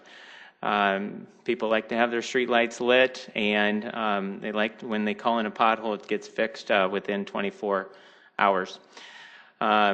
Starting with the street sweeping, we want to also share with you that we undertook an improvement project with the street sweeping, trying to figure out, as we add 11 to 15 miles of streets a year, is there a way we can do street sweeping more efficient? And so we brought the operators in, brought the management team in, really started to look at every step from the moment they punch in to the moment they punch out and what steps those operators are doing. One of the things that was identified is that these are highly mechanical pieces of equipment. They every night need to be washed out, and it takes almost 45 minutes to wash them out complete, and then they have to be greased. So we looked at, is there a partnership we could do with Fleet and have that maintenance work done at night by part-timers so we can keep those highly trained operators in the seats longer during the day. We set a goal of trying to, with a pilot project of having a crew sweep 2 additional curb miles a day, and then ultimately piloted that for a month, looked at the results, and it looks like we'll ultimately save about 14 days of street sweeping in the summer. And so now we're in the transition period to implement that pilot. So it's been a great partnership with the street sweeping operators, the management team, and the fleet team to look at that. All right, very nominal changes in the budget. We'll just share normal wage and benefit, part-time. Big change here in part-time. We've really fallen below the market in trying to hire qualified CDL drivers. Our current wage is in the budget at $14. This budget, with the support of the mayor's office, has moved it to $16. We'll still be slightly below the market, but it's a good step in the right direction, and we feel like that's going to certainly allow us to fill those positions much better. We've also, in this budget, showed 2 additional part-time employees. And then the street survey, we talked about when we drove all the streets back in 2015. That's a $180,000 cost. Additional aquafall and additional road salt for the wintertime is included in this budget.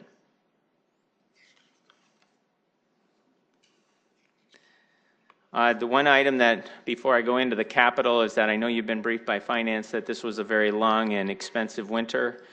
We continue to refine our costs, and so we're hoping once we close out the books for August, we'll come back and request a supplement to just ensure we have enough funds to finish this winter. And right now, that supplement range is between $800 and $1.5 million. All right, let's talk about the capital program. This is what you see when you drive throughout the city, whether it's a maintenance project, a reconstruction project, an expansion project, an investment into a bridge, or making accessibility improvements.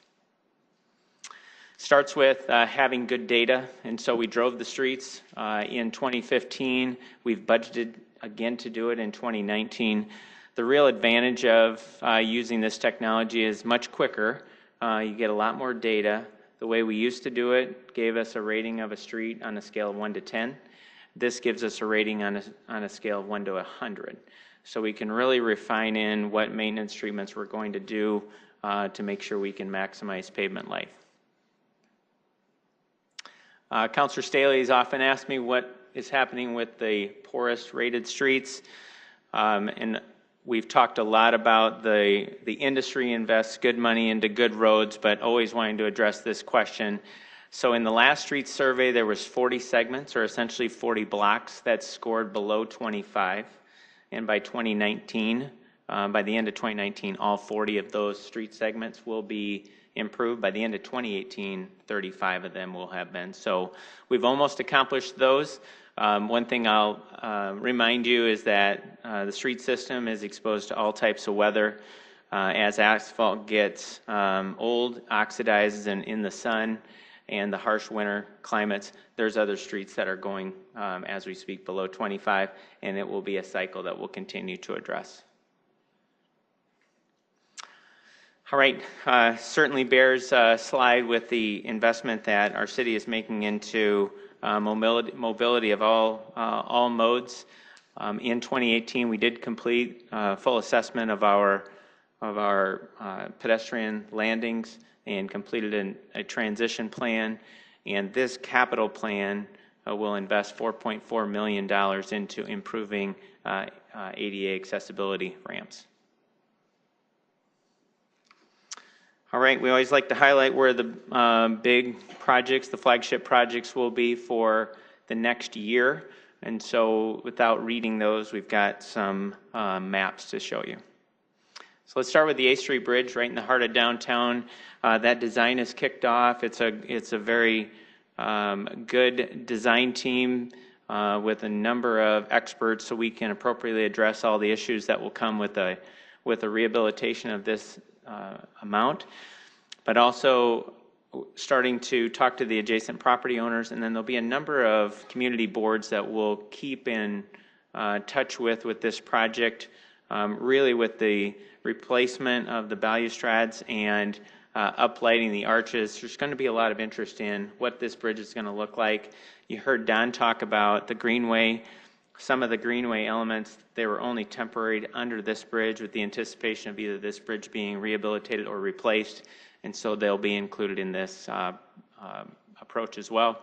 One of the things that we're excited about is one of the sub-consultants on this design team is a lighting expert, and so we not only want them to give us guidance and obviously the design of the 8th Street Bridge, but what's that long-term vision of what that lighting of that entire riverway could be on the public side and on the private side. So a lot more to come with that design. Exit 5 on 229 and the 26th Street in Southeastern is a great partnership we have with the DOT. This project got identified a number of years ago. We've been working closely with the affected properties and are ready to go to bid this fall with this project.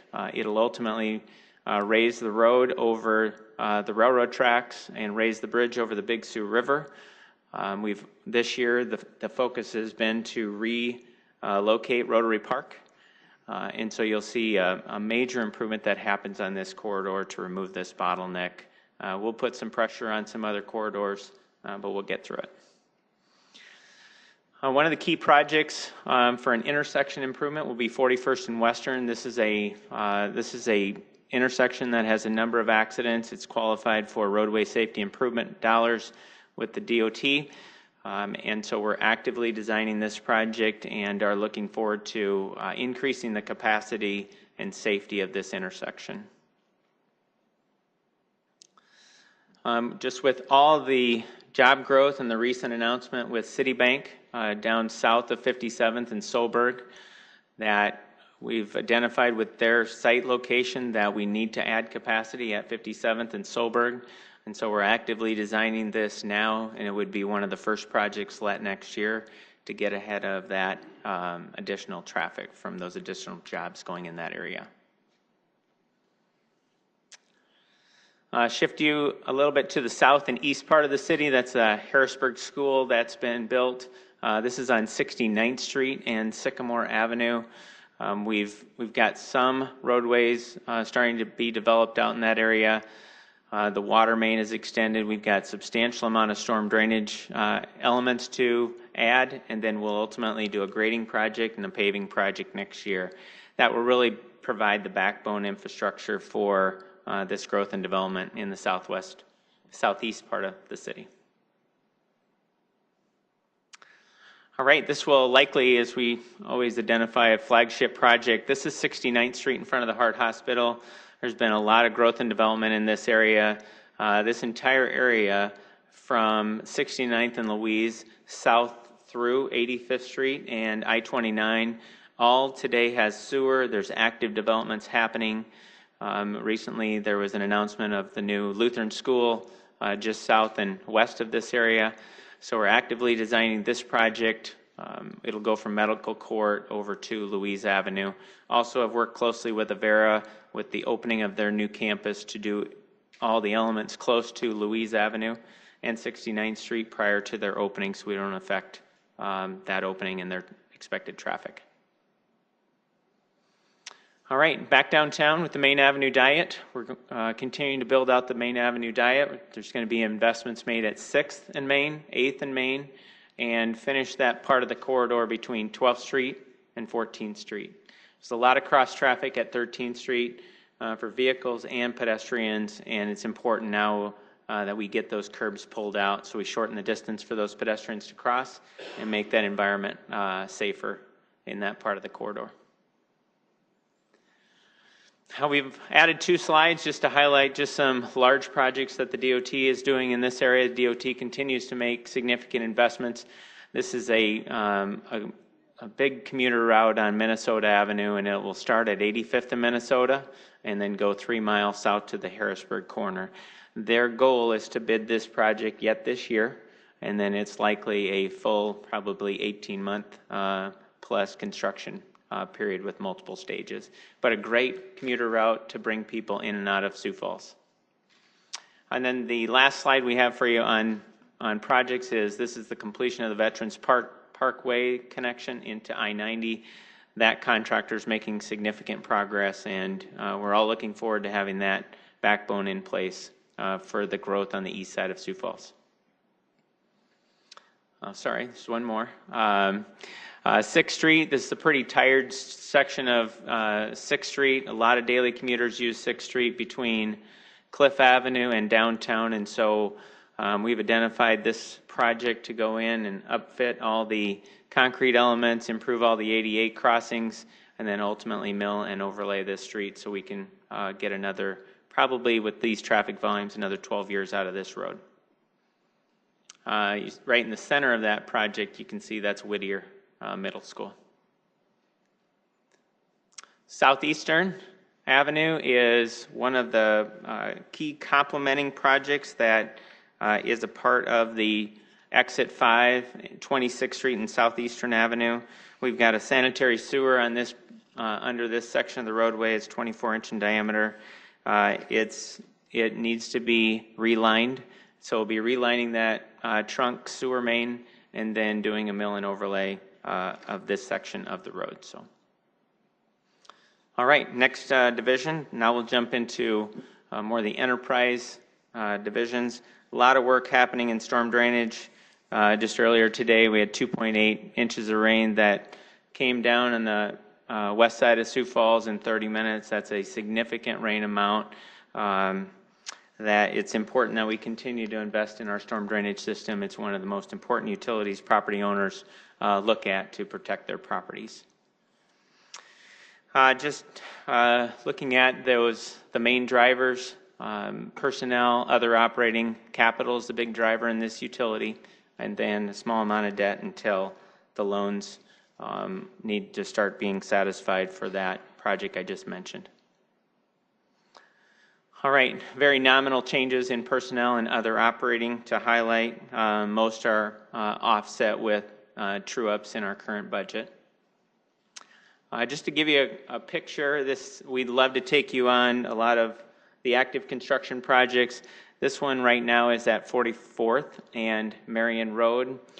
Those pipes are so large they actually have to make them on site, and so they make about 600 feet of this pipe a day.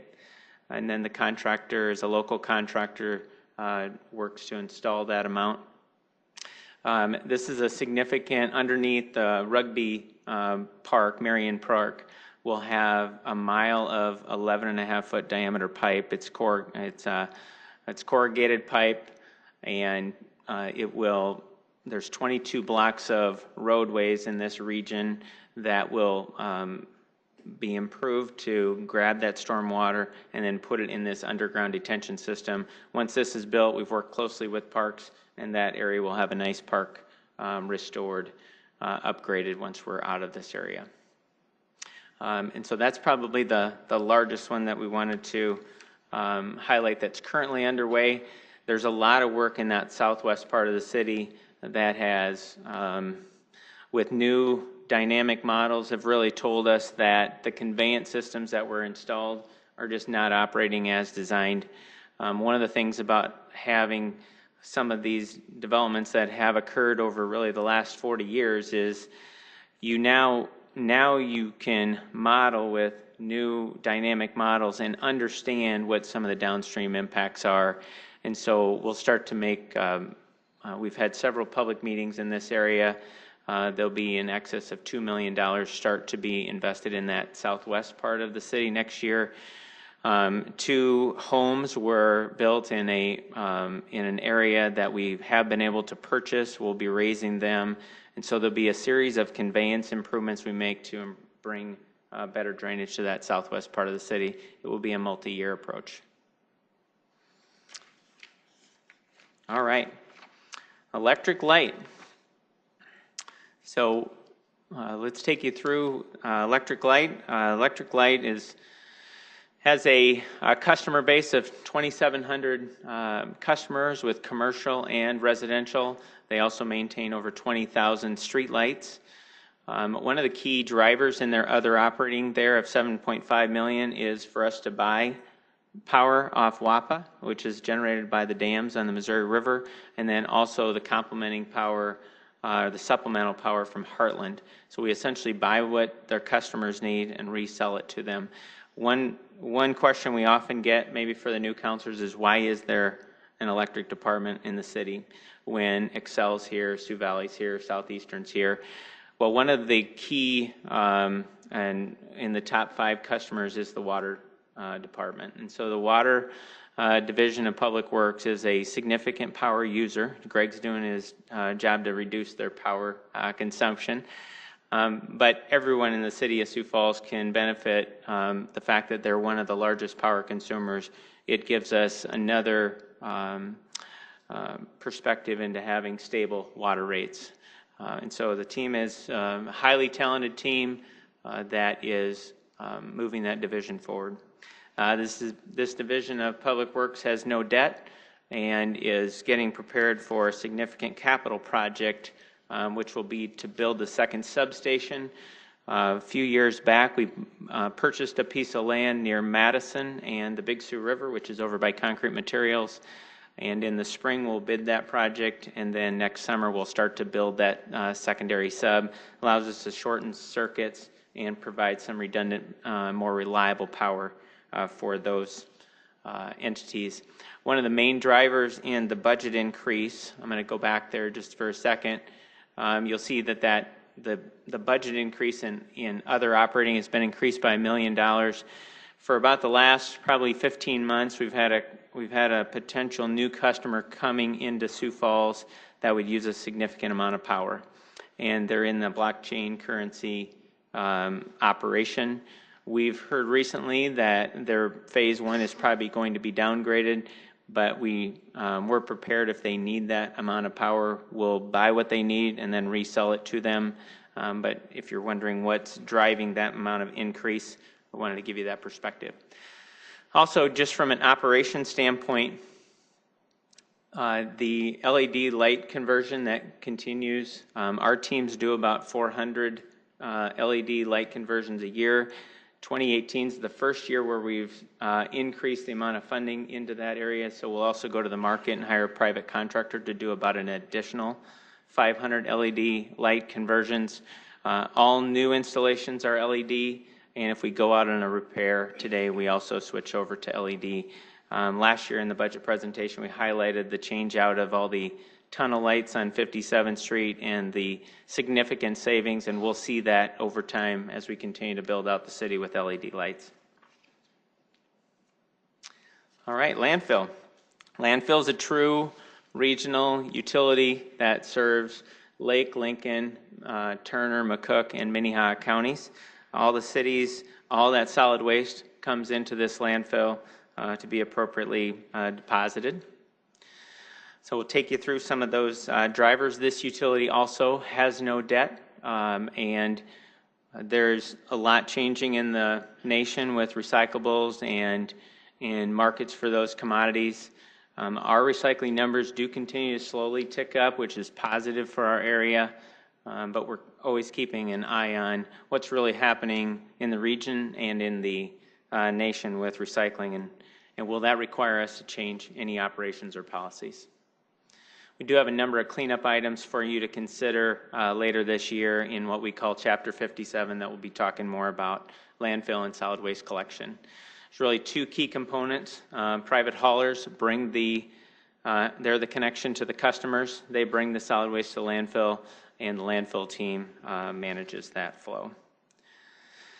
We talked about that this would be the one division that we're requesting an additional FTE for a number of years, and if you've come out to the landfill, we've got some really solid part-time individuals, but we've gotten to the point where it's more and more difficult to really deliver that service with the volume that we're taking in.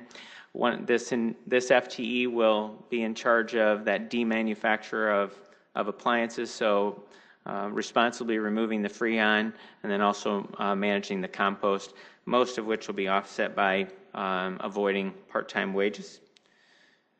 And then we did want to highlight that this team did a pilot earlier in the year, worked closely with the finance team and the fleet team to pilot, should we be running 2 scrapers, because scrapers now cost nearly $1 million a piece to run this 6-day operation, or should one of those units be an excavator and a haul truck? And the result came out that it is a lower cost of operation to have the 2 pieces of equipment and much more functional for us to address other items at the landfill. So after we got through that pilot, moved forward with it and avoided buying another scraper, but did buy the haul truck and excavator. One of the areas that you'll see on the south side of the landfill is when it rains in an open cell at the landfill, that black liquid that comes out, that essentially after all landfill products, most of them have a moisture content. Then after it also rains, we've got to appropriately manage that leachate. That's the industry term. It gets put in these lagoons and then ultimately gets hauled to the wastewater plant to be treated before it's discharged to the river. We did a study on this as well, and the cost of what would it actually take for us to set a small pump station and pump this direct to Sioux Falls in a small force main, and the payback operationally is there. So we're moving forward with that as well. We're designing that project this year, and we'll bid it next year. All right, 2 divisions to go. We got water. So our water team has a budget in 2019 of $39 million. We're always looking to meet the needs of our customers today and in the future. The partnership that we have with Lewis & Clark has been really good, and the leadership and the decisions that brought Lewis & Clark to us that started over 25 years ago have really paid off. They've been a great partner. They treat a very high quality water. To have a straw, if you will, connected to the Missouri River is so beneficial to our growth and development that really will set us up for a positive future. This utility, after refinancing the Lewis & Clark debt last year, will position this utility to be debt-free by 2026, which is a real rarity in this industry, to be having a utility like water and to be debt-free in a very short time into the future. As you look at water, you've got to look at it from 3 parts. You've got assets that harvest the water, you have treatment assets, and then you have distribution. If you've recently been out to Keene Park, we just got done with the repaint of that tower, and always trying to stay ahead of those assets. Very nominal change in their budget as you look at their personnel and other operating.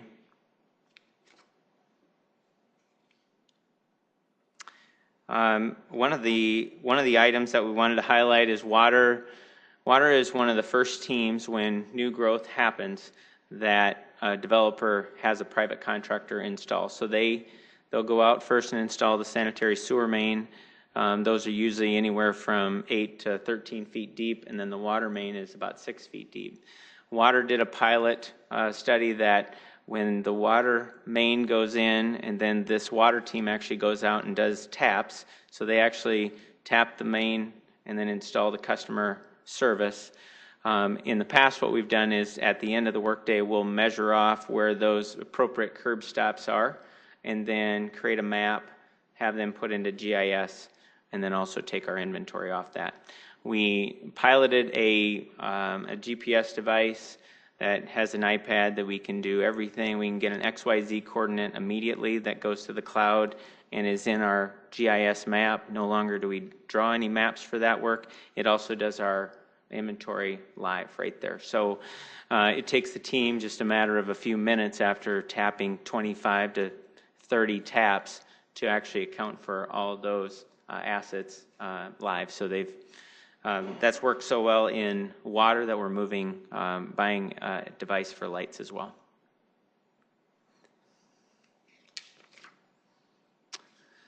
All right, a couple of highlighted projects for the water team. You know, several years ago, we've really started to invest more into the core water mains where we're seeing break history and getting those replaced. The map off to the right shows you the general areas where we'll be in 2019. Did want to highlight that land acquisition for the Lewis and Clark meter station. And so we anticipate building a third meter connection to receive water from Lewis and Clark that is west of 41st and the T. Ellis Road, and budgeting to first purchase not only that land for that meter station, but then also to actually construct that and be able to receive that water. It's critical that we are able to receive our allocation so we can serve our customers. Other key projects are in there where transmission rehabilitation, water valve replacement, major street reconstructions. Every time we do, whether it's a maintenance project or a reconstruction, we're always looking at the utilities underneath first to make sure if they need to be upgraded, they are. All right, and last division is water reclamation. We've talked a lot about sanitary sewer in recent days. There'll be a lot more discussion this fall, but did want to take you through the water reclamation budget. So the budget for 2019 is $61.9 million. There's really two key components of water reclamation. There's a collection system that collects the wastewater from all the homes and businesses. It flows through a series of pipes and pump stations to get to the treatment plant, and then ultimately is treated in a very biologic process before it's returned to the river. We are, as we've talked about, beginning to now in this capital plan implement what's came out of the master plan, so we have a good roadmap for the next 20 years. One of the last notes that just trying to share with you is that over time, and I look back at the last three capital plans to give you some perspective, is that our average 5-year capital plan in this utility has been about $100 million. The council has been very supportive of rehabilitating in the most part, the collection system.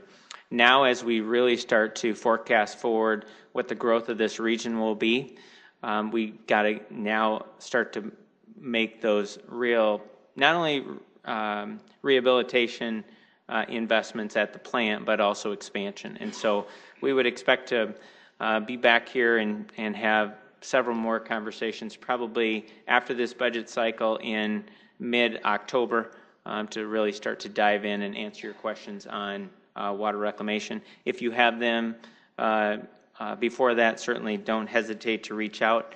We want to make sure that you have what you need. On their operational side, very nominal changes, and so several of the items are right sizing and canceling out, so just very nominal changes. The majority of this budget is in capital. What you'll really see, this is an image on top of the methane gas ball. That's a panoramic view that shows a number of the different assets at the plant. I know a few of you recently have been able to come out. We'd love to have all you come out and tour the facility if it works for your schedule, just to see up close when these assets have to run essentially 24/7. By the time most of the upgrade is done, it will have ran for basically 40 years. It's time to make solid rehabilitation investments, but also expand, make sure that we're positioned for growth. The main pump station replacement, that's our key project next year. It's down near Bonson and Rice Street. That pump station has been online, same with the plant, for over 35 years. Over 90% of the city's wastewater runs through it. It has for that time period, and it's time to make an investment. That's one of our key assets that needs to be invested in. Next year, we've been talking about that project for a few years. Pipelining project, always important. We've got some trenchless technologies that allow us to go into existing pipes and rehabilitate them without excavating the street, so we'll have a major projects on that. We highlighted the one on Southeastern. There's about 11 lift stations in the master plan that need to be invested in. We'll start to make those investments next year, and then the final clarifiers will also be rehabilitated. I just threw in two last slides that you've seen when we were back here in March to highlight the master plan that really communicated the why. We do expect this area to grow, this region to grow by another 120,000 people in the next 20 years. And so I wanted to put this in there for you, and then bookmark our presentation about the phases of the investments that will need to be made with phase 1, and then ultimately phase 2, to make sure we can continue to meet the needs of our customers. Our team is here. We'd love to answer any questions that you have. Thank you, Director Cotter. Councillor Selberg. Thank you. Thank you, Director. First of all, I love the story on the John Deere RDO, that working out that deal and saving, what was it, $1 million? That's the kind of story taxpayers can certainly get excited about. It's nice to see some ingenuity and being creative, and that was a fun story to get things kicked off, so nice work there. On equipment, you said something on the landfill part of it. And what this year did they purchase for equipment, and wasn't it last year? Am I getting confused that they just bought one of those $1 million scrapers? Is that right, or am I? The timing, I'll probably have Dustin come up. With the implementing the pilot is what I was sharing with the new haul truck and the excavator, but I can let you talk to Dustin. Dustin Hanson, landfill superintendent. Yes, 2017 we were supposed to replace both scrapers, and they were both valued at $1 million. We replaced one, and we actually were able to purchase not a used model, but an older model for when we saved about $150,000 on that scraper. And then we finished our evaluation and decided to go through with the excavator and haul truck this year. Oh, okay, Yep. Great. Another good story for savings. Thank you. Last question. Out in my neighborhood, and I maybe should know more about this, but can you remind me what you're doing with the project is again on that 69th and Louise by Avera on that road? Yeah, so as you drive that area, the pavement's tired, and it's also not, that entire area is not at a 4-lane arterial. And so for the most part, it's a 3-lane facility and has served that area well. I think the heart hospital's been out there about 20 years. And so it's a natural progression of us to now add that capacity, add those 2 additional lanes, and then address. We've got some storm sewer work that needs to be upgraded. Very little water, very little sanitary sewer. Most of it is going to go back in with a median and really just get the capacity up to a 4-lane facility. What's the timeline on that? We'll bid it right after the first of the year. Okay. And then we'll do it next year. Great. In 2019. Thank you. You're welcome. Councillor Neitzer. First of all, I want to say that I would encourage everybody to go that hasn't to the water treatment plant tour. That was very helpful to see again and be reminded of the science and kind of the consequences of doing nothing and the cascade effect that would occur if we were to wait. So I think it's really important for people to take a look at that. I do want to just kind of give you a couple of compliments, and I only hesitate to give you the compliments simply because all of your divisions are wonderful, so I'm not excluding anybody, but I'm just going to make note of a couple. And one would be Galen Huber and his crew with the pothole patching and going and taking a look at roads, incredibly responsive. And then during the winter with the snow gates and issues with when people call to go out and get that taken care of. Wonderful customer service. Great. And then the other thing is, I have to say that I love Heath. Heath is a superstar. So Heath has made me look good many, many, many times. And I have to say that it's not me, it's him. Because there's so many requests you make of him, and then he just gets it done. He's wonderful. Thank you. And there's, there were some complaints recently with, as you know, I live a couple blocks from the TLS Road project, which is really moving along, and it's, the scale of it is just enormous. It's a huge project. And there were some, just because of, there's just not a lot of ways to get out. There were some issues with semi-trucks traversing neighborhoods and maybe going too fast. And some of it is not this project. We also have a lot of development to the west of TLS Road, so it's hard to know who's doing what. Right. But it didn't go unnoticed by me and by citizens that contacted me that all around the area you now have electronic signs that have been put up in certain targeted areas that are showing speed. And there's also some other signage that has gone up in some of those local neighborhoods to kind of give those contractors a reminder to slow down. And I'm not sure I've even seen them before. They're the back of them is green and they're kind of mounted on a light pole, and I'm not sure. I think they maybe just tapped in or some. I don't know exactly how it worked, but Very nice thing to do, and I'm assuming they can just take them down and move them somewhere else later. Right. Yep. So. Wonderful. We'll share that with him. I do have one question, but I do have to share one little quick story. So last year, the LED lights went in the underpass, or the 57th Street, and I remember driving my daughter under it, and I'm always telling her about city business and indoctrinating her. And so I tell her there's these LED lights, and we're going to save all this money, and that they're nice white and they're not yellow. And a couple weeks ago, when we're Duluth and we drive under a tunnel, and she goes, and my wife is in the car too, and my daughter says, "Daddy, those look like sodium lights. Those aren't LEDs."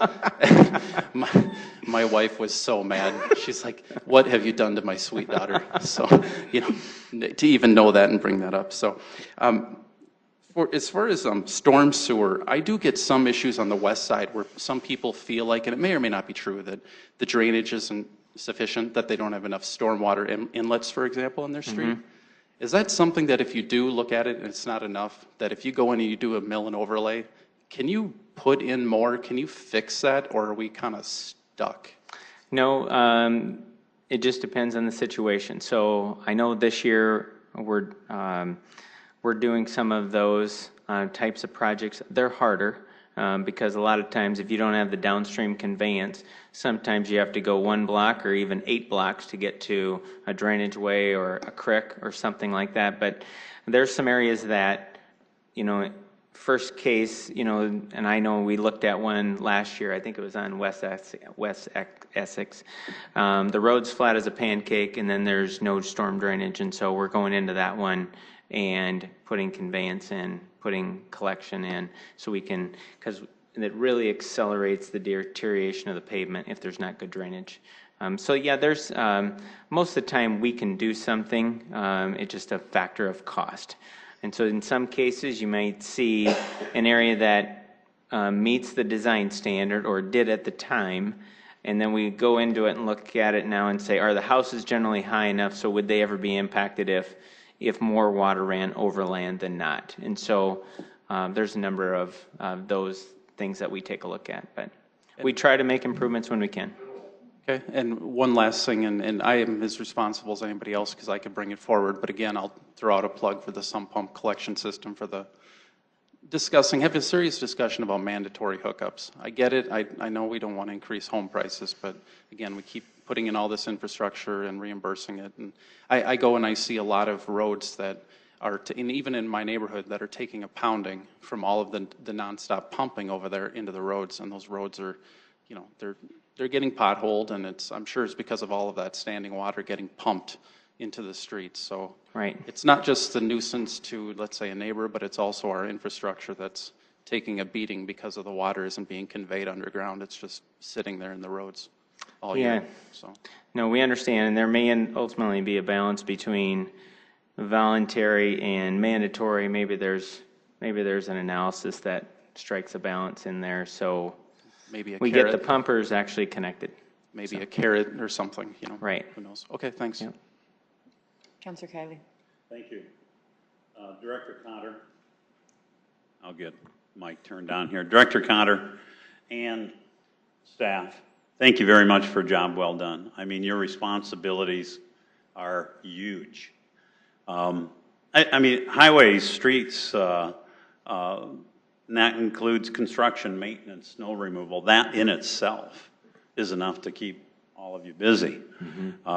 And then you add in the storm drainage. And I would have to agree with Councilor Neitzer. As you know, the sump pump collection system is something that I've kept in my radar since my first year in my first term. And I think it's very beneficial, and I think it is something that we're investing in. Developers are investing. I'm not sure that the city is getting its investment, fully realizing its investment in that system unless we do require hookups. Okay. The electric light division, the landfill, the water and the wastewater, water reclamation. I mean, it's an awful lot, and it takes a lot to make a city work. I mean, when we turn on the tap, we expect the water to come out. When we flush, we expect it to go away. Question with the Southeastern Avenue, the I-229 is the I-229 and 26th Street project. Is Southeastern Avenue between 26th Street, north of 26th Street, and south of 18th and River Boulevard, is that slated to be widened at that same time too, during that project? Did you say south of 18th Street? South of 18th and north of 26th, so between 18th I and believe 26th that Street. is that right? Yeah, we're going to make sure we have 2 lanes in each direction. Okay, good. Yeah. That'll make commutes a little easier. And speaking of Southeastern Avenue, I understand that you had a pothole the size of a Volkswagen this last winter. That's right. But it was addressed very quickly again by the pothole crew and somebody that had reported that as well. And it wasn't me. The other things, I think I skipped over 1 or 2 items here maybe. But in terms of our wastewater, well, I guess going back to the storm drainage a little bit, especially on the west side, is the west side actually on average flatter than it is throughout the rest of the city? Or I suppose that can vary depending upon where you're at. But as you said, flat as a pancake certainly presents challenges in terms of drainage. Yeah, topography, and Andy, if you have anything to add. Andy's worked closely with most of these storm drainage basins. In some areas, if topography is flat, it requires those ponds to be larger to gain that necessary storage. And then it may require larger conveyance under key roads to discharge those ponds. There's just a lot of challenges in that southwest area. We've really focused on that area about 5 years ago and really trying to understand, okay, when designs were done somewhat static to design this particular development and assume this is going to be the outlet, and then that's supposed to marry up with the downstream one, and for years it was assumed that everything was working. Well, now when you have the upgraded models and you can go out there and do one contiguous model, just like a wastewater system, just like a water system, you can really see dynamically what's happening. And it's really allowed us to identify where those bottlenecks are. We'll make good improvements and positively affect that area. But I would say generally that's a wet area. Groundwater's high and it's generally flat. And so you've got a lot of sump pump pumpers, and you got it generally flat. Anything else, Andy? Okay. Well, and with over 3,000 lane miles of streets throughout the city, to put that into perspective, 3,000 lane miles, you can drive to Rapid City and back, in other words, a round trip, 4.5 times.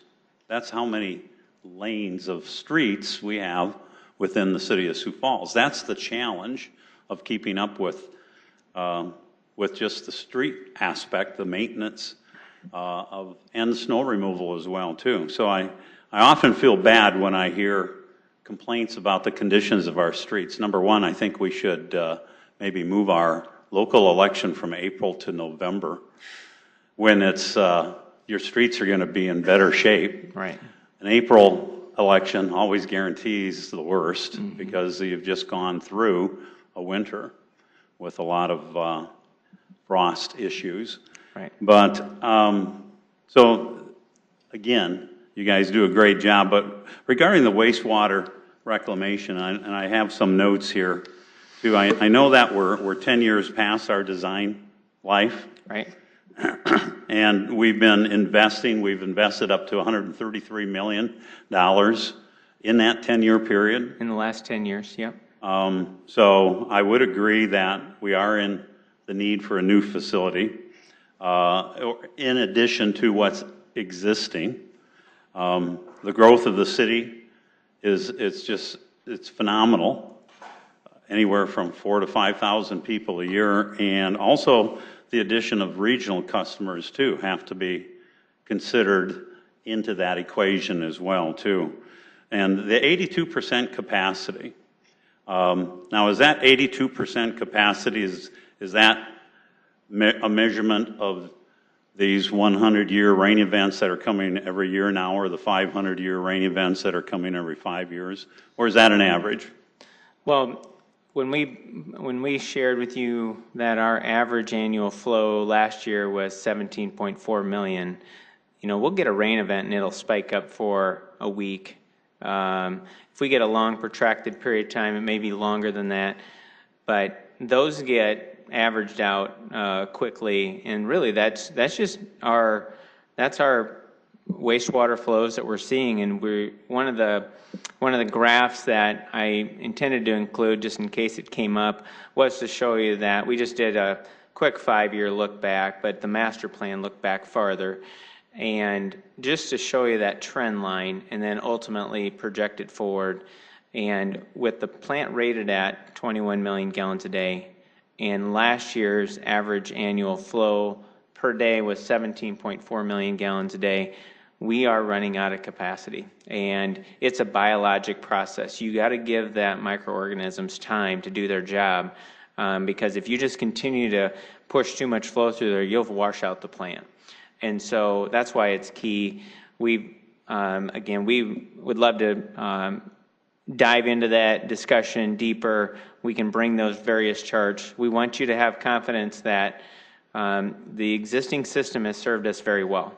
This city has done timely investments. It's invested in conservation for the last almost 15 years to really save our water assets. We don't have to harvest, 4 million gallons of water a day, treat it and distribute it. Same thing on the wastewater system. We don't have to collect and treat that wastewater. Conservation's played a key part. The team has done a phenomenal job maintaining and keeping that plant going. But you get to a point where it's a biologic process, and you've got to give those bugs adequate time to do what they have to do. And if you push it too far, you'll wash it out, and all of a sudden we'll go off the curve and we'll be out of compliance quickly. And so one of the steps that we did with the master plan is not only bring in a really good wastewater consultant, but we got about 80% through it, and we brought in a peer review to challenge the assumptions from a firm that all they do is water and wastewater, and really help us make some key decisions at about 80% of the study to make sure that we're on the right track. Then we wrapped it up. So we've really tried to bring the right people to the table, and then you guys have met the operations team. They've done a great job keeping that plant in compliance, even with the heavy rain events that the flows will spike up. But it is time to make an investment to rehabilitate the plant and to expand it. Well, and you're right about the biologic process taking time, and the regulations, the EPA regulations, are becoming more and more strict as well, too, which impacts the process as well. And in addition, obviously we want to be good neighbors. We want to be doing everything we can to ensure that the Sioux River downstream from the city of Sioux Falls is in better shape than it is north of us. So right. We need the improvements, and the time to look at those improvements is now, not waiting until we have sewage backing up into people's basements. So thank you very much for your efforts. You're welcome. Any other questions? Councilor Staley? I have a lot of questions. All right. First of all, Councilor Kiley, I agree with you that we should move our April election to November, but I think we need to consolidate just since you brought it up, I'm just going to elaborate on that I think we need to consolidate our elections. It's for saving the cost savings, the continuity, clarification for our voters. So that's a great comment. When we have a rain event, my understanding is that we were at like 18 million capacity when we had that rain event. We were having some of those heavy rainfalls this summer. Was that 18? Was that the number? 18 million gallons a day? Yeah, I thought yes. No, we're probably running at 18 today because things have been generally settled down before today's rain event. But no, we've actually, and we can bring you into the plant. One of the key things we had on that real wet event in July, right. We had probably for a short period of time almost 60 million gallons of wastewater coming toward us. And what that requires the operators to do is to, down by the street division, there's what we call an equalization basin, just a big tank, and we cut peak flows off into that. And then we will soon have more equalization there and at the plant so we can shave peak flows. But ultimately, you can only take those high flows through a plant for a period of time. I know we were into the upper 30s for a period of time until it came back down. Right, and so that is indicating we've got a breach in the system where somehow rainwater is getting in. That's or right. some pump water is getting. So I've said this publicly, I think we need to do more of an energy towards educating people about what they do with their sump pumps, that they're not to be put down into the drain. Yeah, and we have done, can I add one thing to that? So just visualize your block that you live on, and the public owns the manholes and the main. The private property owners own from the main into their house. In many cases, say just look in the core part of the city, in many cases those are clay tile pipes that if they're still functioning, property owner's not going to make an investment likely into that, but if they're clay tile pipes, they're either 3 foot or 4 foot long, lots of joints in the private side and on the public side where roots can intrude in, water can intrude in. When the groundwater comes up hydraulically, that water can come into a manhole. And so it's not just sump pumps, because we've really tried to get that word out. When we have a robust program every year to line pipes, that's to seal off a lot of those root intrusions. But we've also got a lot of private properties, mine included. I've never made that investment into a newer service, but there's a lot of ways that what the industry calls I&I, inflow and infiltration, that we've got to proactively manage, and we're identifying those, I understand, those areas in but the city. population growth isn't, this is something that's happened, it's a stationary problem then. It's something that it has nothing to do with how many people are here right now. That's It has correct. to do with what's going on. That's I mean, correct. and it's the same problem, we might have had the same problem 2 years ago. As far as that extra water, it's about extra water coming in during rain events, right? Yeah, that's a part factor of how managing a wastewater system. Okay, Yeah. so I just was, but I want to come back to the snow part. And by the way, next year, I think it'd be kind of neat if we could divide this into 2 segments. If we have the highway and streets part, and then we can ask the questions, and then we go on and do the enterprise funds. That way, we wouldn't have to glob it all together. 'Cause That's fine. They really are 2 separate, in my mind, 2 separate energies. How many snow gates are we having then, when it's all said and done? Because we had 30, and then you said we're getting more. Yeah, so That- we'll be leasing 37 motor graders, and 30 of those will come with snow gates. And then the private contractors provide, I believe it's 27 motor graders, and 8 of those motor graders will have snow gates. So as I get to that sheet for you. So it's going to be 30, and then, just so I can tell the. 38. 38, Yeah. okay. And then you were talking about, we're going to have a kind of a package deal, is that coming from the Henke Company? Then because you said the snow gates will be already on.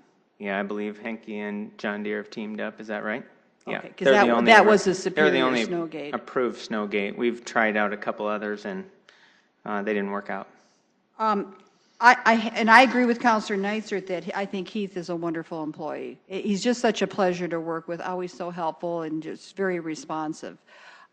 One thing I have asked for, I'm going to ask, and I could try to somehow get this into the budget, but I don't know that it needs to go that way. But I request publicly here that we could put more speed signs up.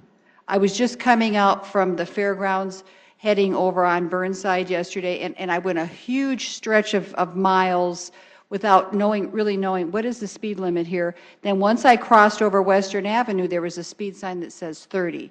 So I'm thinking in my mind, well, maybe it was 35 back there. I don't know, or if it was 40. But I think it would help our population. It would help the traffic speed if we had more of those, because we have so many variances on how fast we drive. So I'm putting that request in, if there's some way. All right. Or if we need to, maybe we can use some of that extra money we have to help And out with that. We'll visit with Heath, because in the past, typically if police have complaints, we've tried to, they are portable. We also don't want to get to a point where we can't support as many as that we have. We want them Well, to no, be and I'm not fresh. talking about those, I like those too. I'm talking about just a white speed sign. Sure. That Oh, says, I see. yeah, just say, you know, I think we need to, if you guys, just be aware when you're driving around, you'll go long swatches of territory and you don't really see a reminder of how fast it is. So Very good. that's an easy fix. Okay, so then I want to talk about the storm drainage, storm sewer. How do we get billed for that? To tell the public, does that show what, that's on on your our? taxes, Okay, on so your that, property taxes. so but that's still considered an enterprise fund? It's kind of a quasi between an enterprise fund and a general fund, kind of what I think finance has termed a special revenue fund. But what's your question? Yeah, you don't see it showing up like you do when we get that water sewer bill every month. Right. Right, it's, there are some communities that actually bill it on their utility bill. We bill it, we work closely with Minnehaha County, and they put it on people's taxes. and then just twice a year That's right. payment. Yep.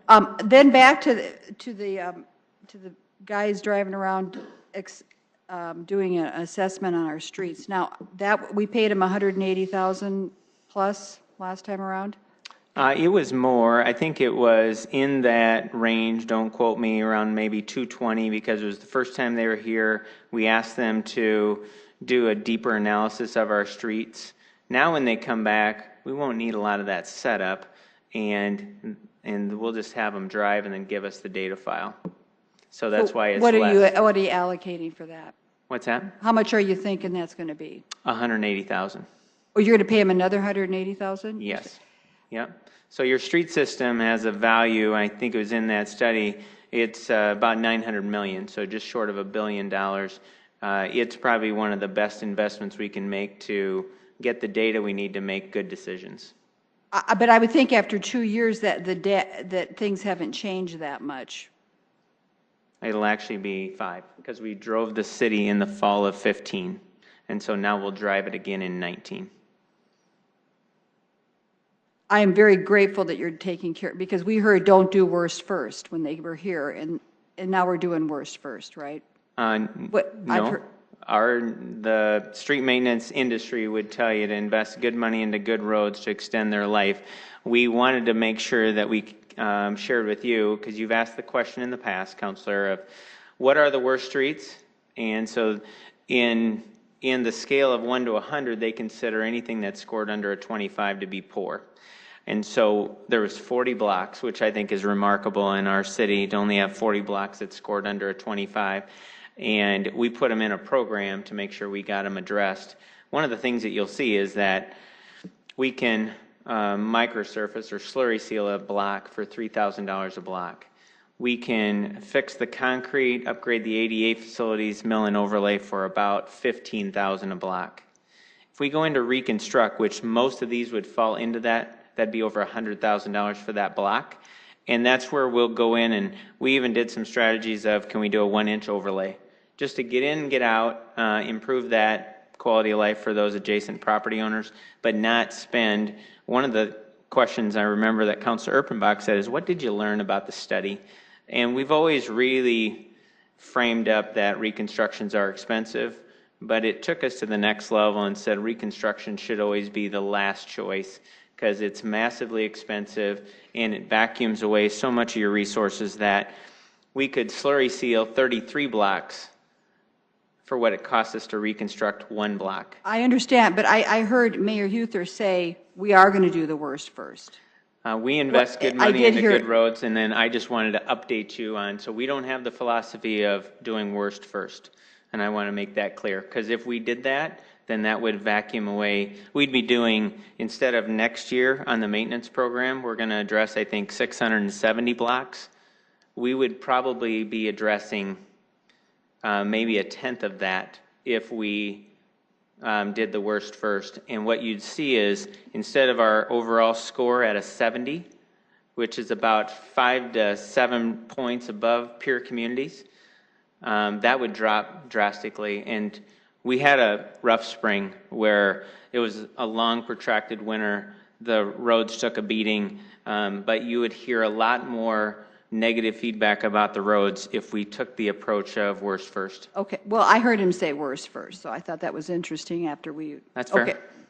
And so the last thing I'm just going to talk about is this, the waste treatment plant. Oh, Lewis and Clark, by the way, Councilors Brecky, Starr, and myself did go to Lewis and Clark, and I would suggest everybody go to the plant and visit it. We went a few weeks ago, and I think you facilitated that tour, helped, one of your staff people went with. Trent was there. But it was really great. And what, 55% of our water is coming from them now, 53%? Mm-hmm. So it was wonderful to go out and see actually how that, the mechanics of that.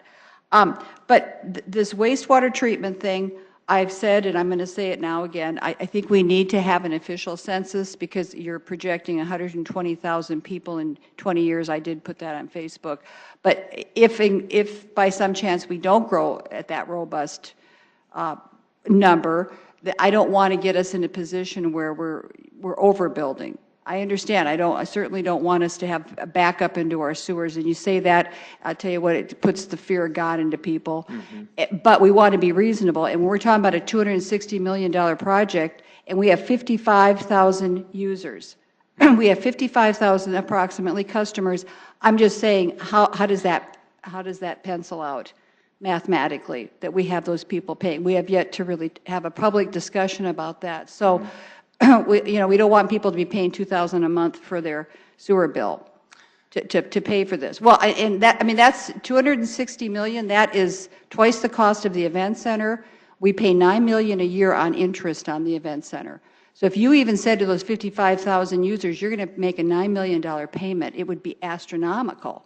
So anyway, I'll be interested to see how you're going to put this together. So I've heard somebody say it's $2 a month more for a family of 5. That sounds reasonable, but we got to make sure that the figures are, matching up.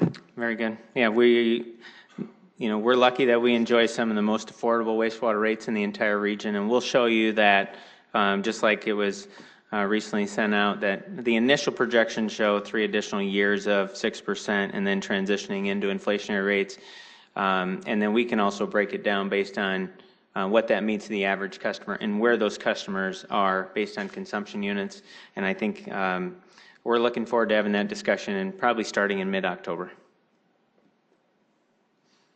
there any other questions?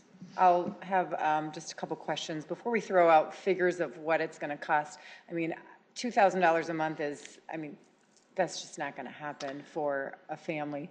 What I would like you to ask, what I would like to have you differentiate between the average program cost and the cost of the new expansion. So as we work through looking at the expansion, and it does take the vote of the council, obviously, and that's why we want to make sure we have all of our facts and all of our information. And so if you could just walk me through that just real briefly, and I foresee needing you to come back again and talk just about this to make sure that we're all prepared for making that big decision. So. Sure. Absolutely, it won't be anywhere close to, and normally when we talk about rates, we talk about an average residential customer. I have a family of 5. My average water bill is $65 a month for water and wastewater. When you look at the benchmark communities in South Dakota and even in the region, on the water side, we're in the lower third of rates, and in the wastewater, we're in the lower half.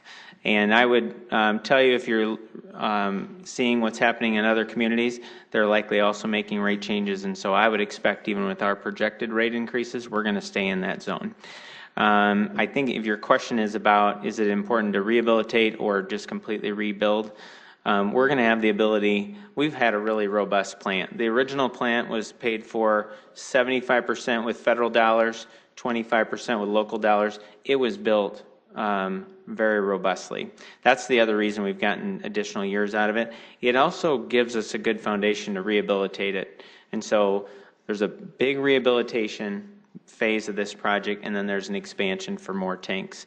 And so we're looking forward to having that conversation and can get deeper into it. Whether it's a format like this or a work session, tours at the site, or a combination of both, we'd love to have that conversation.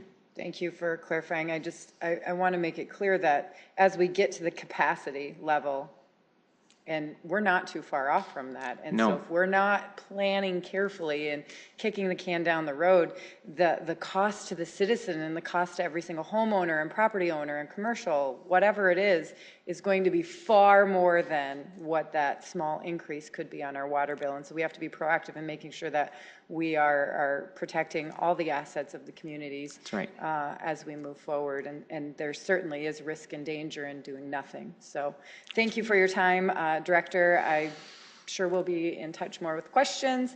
Are there any other questions for Director and his team? I just, one more observation, though. If you're, Go ahead, Counselor. if we're building this to service an extra 120,000 people, then that's the concern, that we're going to put that expense on the backs of our 55,000 users. And if we don't get to that point, then we're going to be stuck. And I think we should herald ourselves and be embracing the fact that we are in the lower half of it. We're not the most expensive place to live. That's affordability. That's right. So I don't go along with that saying, well, other people are doing it this way, so we can do that too.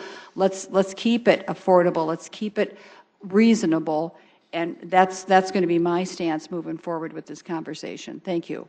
You're welcome. Thank you. And I thank you for your time and for your leadership in some of these things coming forward are sometimes a little dicey. And so I appreciate your leadership in this and having your team here. Always good information. So thank you, Director. Thank you for having us. With that, I will open it up for public input on any of the items that were on the agenda. If there's anybody that would like to speak on those items, please come forward. Seeing none, Counselor. I'm going to make a motion to go into executive session for the purpose of discussing the qualifications, competence, performance, character, or fitness of any public officer or employee or prospective public officer or employee. The term employee does not include any independent contractor pursuant to SDCL 1-25-2 sub 1. Second. There's been a motion to head into executive session and a second. Roll call vote, please. Councilmembers Brecky? Councilmembers Brecky? Yes. Erickson? Yes. Kylie? Yes. Neitzert? Yes. Selberg? Yes. Sale? Yes. Star? Yes. Staley? Yes. At this time, I'd ask everyone to clear the room. We'll take just a very brief moment if you need to take a moment before we go into executive session. Thank you.